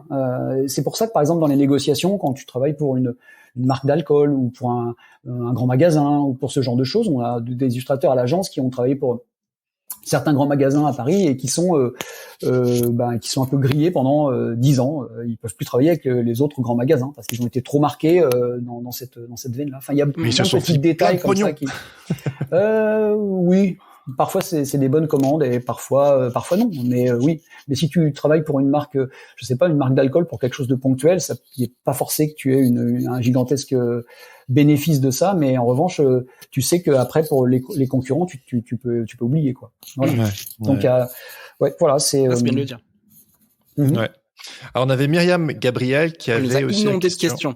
Ouais, j'en sélectionne une parce que en réalité t'as répondu à déjà pas mal de questions qui avaient été posées en amont, donc du coup je sélectionne. Et il y a une où elle dit certaines agences disent qu'elles ne prennent que des illustrateurs qui ont déjà pas mal de clients, d'autres au contraire aiment identifier des nouveaux talents. Quelle est la position de Costume 3 pièces? La position elle est simple en fait. Nous on part du principe que c'est l'univers qui prime en fait. S'il y a une adéquation avec nous, c'est un univers qui nous convient. On va c'est ça le premier critère pour prendre les gens à l'agence. La deuxième chose c'est connu pas connu. L'important c'est la qualité de son travail. On a pris François Roca, par exemple, qui est connu et qui fait de l'illustration depuis très longtemps. Et on a pris récemment une jeune auteure qui s'appelle Lou Bénèche, par exemple, et qui démarrait. Donc après les clients, si un illustrateur a un client avant de commencer à être intégré à l'agence, il le conserve. On va pas prendre son client. Ouais.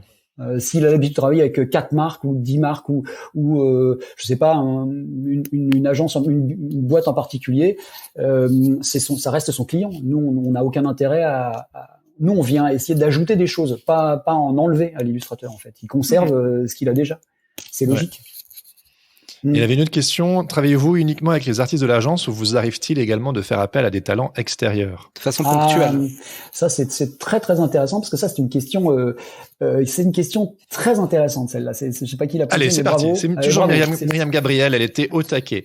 Eh ben, c'est une très, très bonne question. Nous, on travaille qu'avec des agents, qu'avec des auteurs de notre équipe. On veut pas travailler avec des gens dont on ne représente pas le travail. D'accord. Ce qui fait que c'est intéressant parce que déjà ça montre une fidélité par rapport à nos auteurs, un respect on les a pris, on va pas faire de proposer d'autres. Il y a personne de l'agence qui marche, on va te proposer quelqu'un qui est pas représenté pour un coup.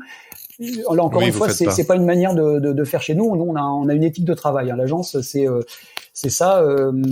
Donc c'est un des domaines où on peut voir l'éthique de travail. C'est que non, on refuse ce genre de choses.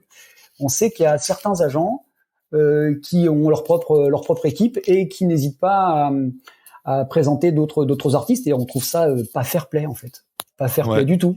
Voilà, c'est tout. Moi, je peux parler de ma petite expérience alors dans ce cas-là, parce qu'en fait j'ai été recruté comme ça par Nicolas. Oui, c'est vrai. Et non, mais en fait non, je vais préciser comment. En fait, c'est simplement une reco d'un illustrateur qui était déjà dans l'agence, Yacine. Big up Yacine, je te remercie pour ce coup de pouce. Et du coup, en fait, j'ai fait une commande ponctuelle en fait pour remplacer Yacine sur un travail pour un client pour illustrer. En pixel art, ouais. Et en pixel art, et ça s'est très bien passé. Et du coup, là-dessus, Nicolas et Michel m'ont demandé de continuer avec eux. Voilà, ça s'est fait comme ça. Okay, donc c'est particulier, hein, c'est pas aller chercher quelqu'un. Et c'était il y a 15 ans, je crois. C'était en 2006, 2007, ouais. C'est un cas particulier, sans doute qu'ils avaient déjà repéré aussi ton univers, peut-être. Enfin, je sais pas. Je poserai la question à Nicolas quand je le verrai. Oui, voilà. mais en réalité, voilà. Après, chacun. Mais du coup, moi, ça m'a permis d'être avec eux, et je suis avec eux depuis toutes ces années, quoi. C'est.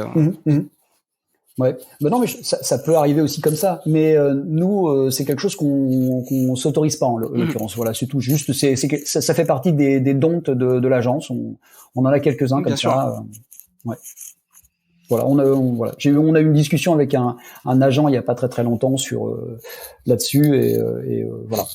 Ah oui, on peut faire une toute petite parenthèse, on a un petit peu le temps sur les agents associés, si tu peux nous parler concrètement, voilà, en quelques mots.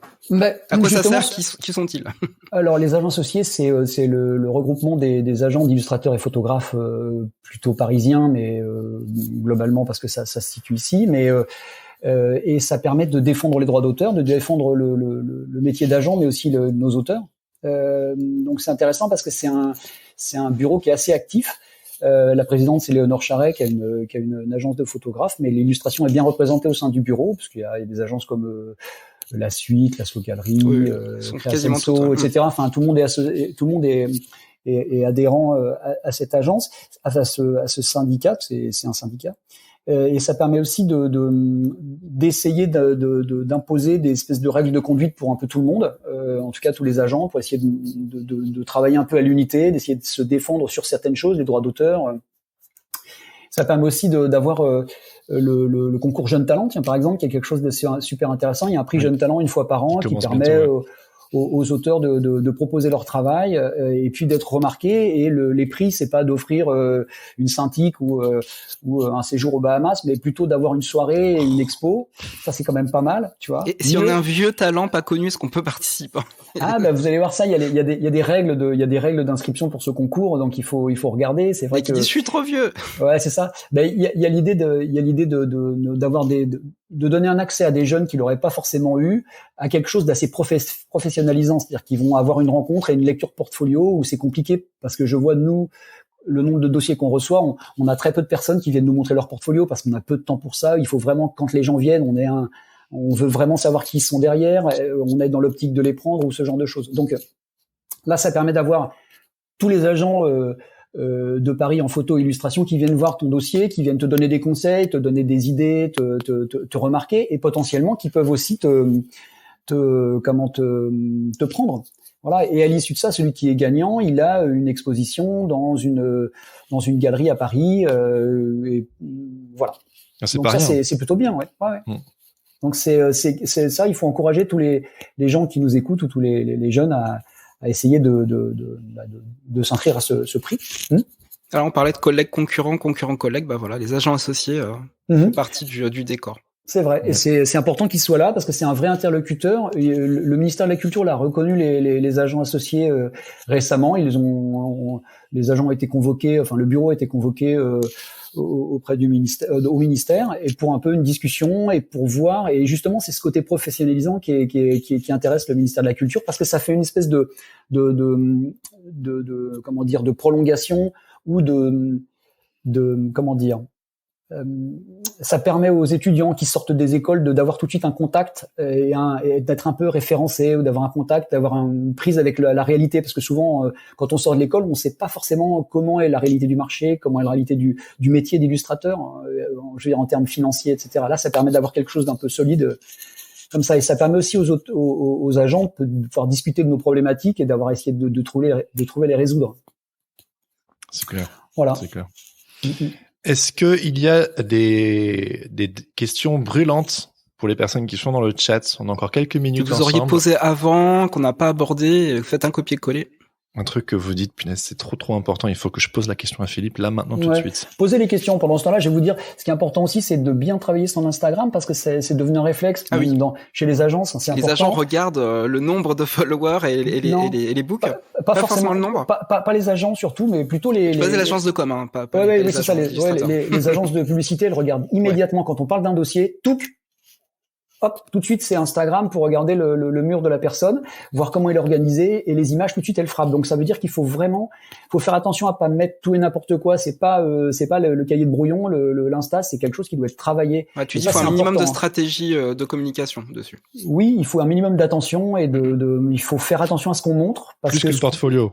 Plus que le portfolio, tu dirais? En fait, actuellement, le réflexe, c'est l'Insta, ouais. C'est regarder les images sur Insta. Les gens vont plus trop sur les sites, ils vont tout de suite ils ont le téléphone. Enfin, tu sais, t'as ton réflexe, tu prends ton téléphone, t'es sur l'Insta de la personne. Oui, ouais. Le site est en fait un moyen d'aller plus deep dans le travail de quelqu'un, mais le premier réflexe, c'est on va pas se prendre la tête, je regarde le mur et ça. Sur Insta. C'est l'étape 2, c'est le site, mais ce qui est important, c'est de travailler son Insta pour avoir des images qui sont à la fois actuelles, mais en même temps de qualité. On a beaucoup d'illustrateurs qui mettent ça un peu comme une espèce de journal quotidien. Aujourd'hui, j'ai fait des dessins, je les mets, et en fait, il faut penser à synthétiser. Il vaut mieux montrer 3 dessins super bien que vous revendiquez plutôt que de montrer 10 qui montrent une profusion de travail. Alors après, ça sert à ça les carousels, etc. Ça permet de mettre des choses, mais c'est important d'avoir un Insta qui soit bien tenu, voilà. C'est pas toujours évident. Je dis ça, bien tenu, c'est comme une chambre. Ta chambre, tu vas me ranger ton Insta tout de suite. Mais c'est important d'avoir d'avoir c'est la vitrine maintenant en fait, plus que le portfolio en effet. Ouais. Ouais, ça dépend de l'objectif. Si on a des très bons amis illustrateurs et illustratrices qui utilisent leur Insta pour faire de l'expérimentation et montrer plutôt des choses un peu personnelles. Et puis si vous voulez taper dans l'œil d'un agent ou travailler dans tout ce qui est beaucoup plus commercial, mieux vaut avoir une chambre bien rangée sur Instagram, quoi. C'est ça, ou avoir une double entrée. T'as des illustrateurs qui ont des doubles entrées avec un travail plus perso de recherche, qui est plus arty, plus où on se permet plus de choses, etc. Et t'as des choses un petit peu plus. C'est important. Alors, tu auras remarqué, Philippe, que du coup, tu as parlé d'Instagram, donc on a des personnes qui t'ont balancé leur Instagram. J'ai vu. Pensez à le faire sur le contact @costumeprocess.com parce que ça tombe dans tous nos mails respectifs. Donc ça, c'est forcément. Et puis faut savoir que les books qui sont envoyés à l'agence, on les regarde tous. Donc c'est important, c'est-à-dire qu'on passe pas ils sont tous lus, ils sont tous regardés. On va tous sur l'Insta des gens, on va tous sur leur site, on regarde, voilà. On fait pas toujours des réponses quand même. On fait pas toujours des réponses. Pas toujours des réponses parce que ça prend du temps. Et c'est-à-dire comme mais c'est regardé. Oui, c'est regardé. Comme on n'a pas un serveur où on appuie un bouton t'as certaines agences qui ont un petit système. Hop là, c'est répondu, comme ça. Le truc un peu automatique. Non, nous on le fait malheureusement pas. C'est pas, voilà, on répond. Non, c'est heureusement, c'est bien. Ça fait tellement mal quand on reçoit une réponse automatique. C'est froid. Bah, c'est ça. Ouais. Non, on rappelle de temps en temps les gens, on les a de temps en temps au téléphone et puis. Mais on a quand même beaucoup de travail. Si on passait notre temps à faire ça, ce serait un contre-productif. C'est sûr. Ouais. Toute dernière. Ouais. Oui, non, vas-y. Toute dernière question. Toute dernière question, je trouve qui je trouvais pertinente de la part d'Émilie. Adopter la vie parisienne est-il incontournable pour les relations avec une agence? Je me souviens que moi, quand j'ai déménagé à Paris en 2013, j'avais dans mon idée le fait qu'il fallait être au cœur de l'industrie, de tout ce qui se faisait et que c'était à Paris. Mais on a en effet des personnes dans la communauté qui sont en province, entre guillemets. Et donc, du coup, la question, voilà. Non, ça, c'est totalement faux. Il faut se retirer ça de la tête. En fait, un illustrateur, il peut travailler d'où il veut. Nous, on a beaucoup d'illustrateurs à l'agence qui sont de partout en France, même de l'étranger. On a des illustrateurs qui sont à Berlin, par exemple. On a une illustratrice française qui est à Berlin, qui vit à Berlin. Ça pose aucun problème dans son travail. Et quand il est nécessaire de venir, eh bien, elle vient pour un boulot et on inclut son déplacement dans le prix du travail. C'est pas un souci. Donc on a des gens qui sont au Havre, on a des gens qui sont à Marseille, on a des gens qui sont on a des gens qui sont à Nantes. Il faut absolument pas avoir ça en tête. Non. D'accord. Il y a une logique pour laquelle les agences d'illustrateurs seront principalement à Paris. Oui. Ça coule de source. Oui, la logique, elle est parce que elle est évidente, c'est qu'en fait, il y a les grandes agences de pub qui sont ici, donc avoir il y a un truc qui est aussi pré-Covid, mais on allait beaucoup en rendez-vous en agence, où on rencontre les gens, on leur montre des choses, on va manger avec eux, tout simplement. Ouais, regarde ça, c'est génial, oh là là. Ouais, c'est ça, il faut absolument. Non, c'est moins glam que ça. Ouais. La vie rêvée des agents. Non, pas du tout en fait. Hein. Ouais. Ça c'est fort. Non, pas nous. Mais c'est vrai qu'on va quand même rencontrer, présenter les books, en parler, etc. Mais non, ceci explique cela. C'est aussi là où il y a les grandes marques. C'est là où il y a un bassin de possibilités en fait, en quelque sorte. C'est là où il y a un réservoir de possibilités plus grand. Ouais, tout à fait. Je parlais du rôle de l'agent aussi. On est là aussi pour intervenir. Je pensais à une petite anecdote il y a peu pour intervenir sur les cas de piratage d'images, par exemple. Ah oui. C'est un sujet qu'on n'a pas abordé, ça aussi. Non, on n'a pas abordé. Puis en plus, on est avec t'as l'air chaud. On n'a pas parlé des intelligences artificielles non plus. Oui, c'est vrai. C'est quand on est. Ouais. Mais ça, je pense tout le monde. Mais c'est important de voir ça aussi. C'est-à-dire que l'agent, il est vigilant pour regarder un petit peu, pour veiller à ce qu'il n'y ait pas de copie des images, de style trop proche, etc. Et nous, on se pose la question même à l'intérieur de l'agence, parfois des images, des illustrateurs qui ont un univers qui pourrait se rejoindre, ou parfois une image elle est un peu similaire. Il nous est arrivé plein de fois de faire un point avec les illustrateurs, de les faire se rencontrer pour que éventuellement il n'y ait pas d'ambiguïté sur la production des images. Donc on les donne pas à l'un et à l'autre. On essaye de faire en sorte que ça, c'est aussi de l'accompagnement d'auteurs. C'est important de dire, là en ce moment tu te diriges vers un style où on le voit partout, il faut attention, il faut peut-être trouver une singularité différente, il faut que tu recherches dans ce que tu sais faire ou ce que tu aimes faire, et voilà. Là dernièrement on a eu un cas d'images piratées, mais ça tous les agents sont confrontés à ça, des images reprises in texto, colorisées un petit peu différemment et proposées à une agence qui les a mis sur les réseaux sociaux, etc. Donc le rôle de l'agence c'est aussi de contacter la personne qui a fait le entre guillemets le faux, et puis contacter l'agence qui a payé cette personne qui a fait le faux pour réclamer des dommages d'intérêt ou pour faire enlever les images ou pour faire ce genre de choses. Donc c'est un volant aussi qui est minime dans notre activité, malheureusement, heureusement, mais qui est important aussi de signaler. Vous êtes les justiciers et l'illustration. C'est un peu les défenseurs de la création des auteurs, en fait, en quelque sorte. L'auteur peut pas être partout. C'est un peu comme un avocat, hein, mine de rien. Sur certains sujets, ça peut le devenir. Et de la même manière que pour les agents associés, quand c'est les agents associés qui parlent auprès des institutions, il y a un poids qui est plus important que c'est une agence, que si c'était une agence. De la même manière, il y a un poids plus important quand c'est l'agent qui parle auprès de quelqu'un qui est un faussaire ou qui est quelqu'un qui pirate les choses. Oui, c'est pas juste défendre les agents, c'est aussi défendre les créateurs qui sont représentés. C'est exactement ça. Et auprès de quelqu'un qui va pirater une image, c'est important que quelqu'un qui a une assise et déjà une forme de enfin, vous m'avez compris, qui peut agir auprès de la personne. Ouais. Voilà. Génial. Bon, merci Philippe, c'était hyper enrichissant. C'était ouf. On aurait pu parler 4 heures. On a pu faire un bon. C'était faisable. J'ai l'impression que vous dites ça à tous vos invités. Moi, vous avez les coquins. Bah oui, mais on a des invités qui ont plein de choses. À chaque fois, ça tabasse. À chaque fois, c'est tout. C'est comme ça, c'est tout. Mais réinvitez Costume 3 pièces la prochaine fois. On reparlera d'autre chose. Écoute, avec grand plaisir. Voilà. On le note. Le retour des gardiens des clés de 2. C'est ça. C'est ça. Ouais. Merci Philippe pour ton temps aujourd'hui. C'est très appréciable. Merci pour vous. J'espère que j'ai pas trop parlé. Ah non, on est là. Non, mais tu vois pas assez parce qu'ils en redemandent alors. C'est ça. Non, super. Je pense qu'on a abordé quand même les points essentiels pour au moins une entrée en matière avec l'équipe of the Keys et c'était génial de commencer avec toi. Oui, on aime bien. On a déjà fait des épisodes avec des agents par le passé, mais en fait, comme tu l'as dit, on peut aller toucher les questions. Chaque agent a sa couleur un peu différente, et puis on peut aller plus ou moins en profondeur. Et c'est bien. Il y a eu des trucs assez techniques avec toi, donc c'était cool. Ok. Dispo si besoin de nouveau. Voilà. Vous entendez les gens? Dispo si besoin. Si besoin. Okay. Ouais. Et puis maintenant, on peut mettre un visage sur Costume 3 pièces, justement, vu que vous mettez un peu en derrière. retrait. En retrait. Mais on est 6 visages à l'agence. Hein. Il y a Maro, il y a Guy Prisca, bien sûr. Voilà, je vais pas citer. Tu peux les citer, hein, t'as le droit. Oui, l'équipe Costume 3 pièces, voilà, c'est bien, mais voilà, je suis pas seul. Et on leur fait un coucou. C'est ce qui est important. Ouais, c'est ça qui est important. Tout à fait. Et bravo, hein. Quel catalogue. C'est impressionnant. C'est gentil, on prend les compliments. Allez, on envoie. Non, mais il y a des gens qu'on apprécie énormément. Top. Bon, c'est gentil. Merci à vous, alors. Merci à toi. On vous souhaite à tous une très bonne journée et on vous dit à très, très bientôt. 1, 2, 3 et c'est parti. Merci d'avoir écouté Sens Créatif. Si cette émission vous plaît, n'hésitez pas à vous abonner et à mettre des étoiles sur vos plateformes de podcast préférées. N'oubliez pas de nous soutenir sur Patreon ou Tipeee. Vous pouvez aussi partager l'épisode avec vos amis ainsi que sur vos réseaux sociaux. Un grand merci à Adrien Guy pour l'habillage sonore de ce podcast. Retrouvez toutes les infos sur le site www.senscreatif.fr ainsi que sur Instagram @senscreatif_podcast. Si vous avez des commentaires ou des idées pour des invités, n'hésitez surtout pas à nous laisser un message. Sur ce, on vous donne rendez-vous dans 2 semaines pour un nouvel épisode. En attendant, restez créatifs et surtout n'oubliez pas, Everything is connected!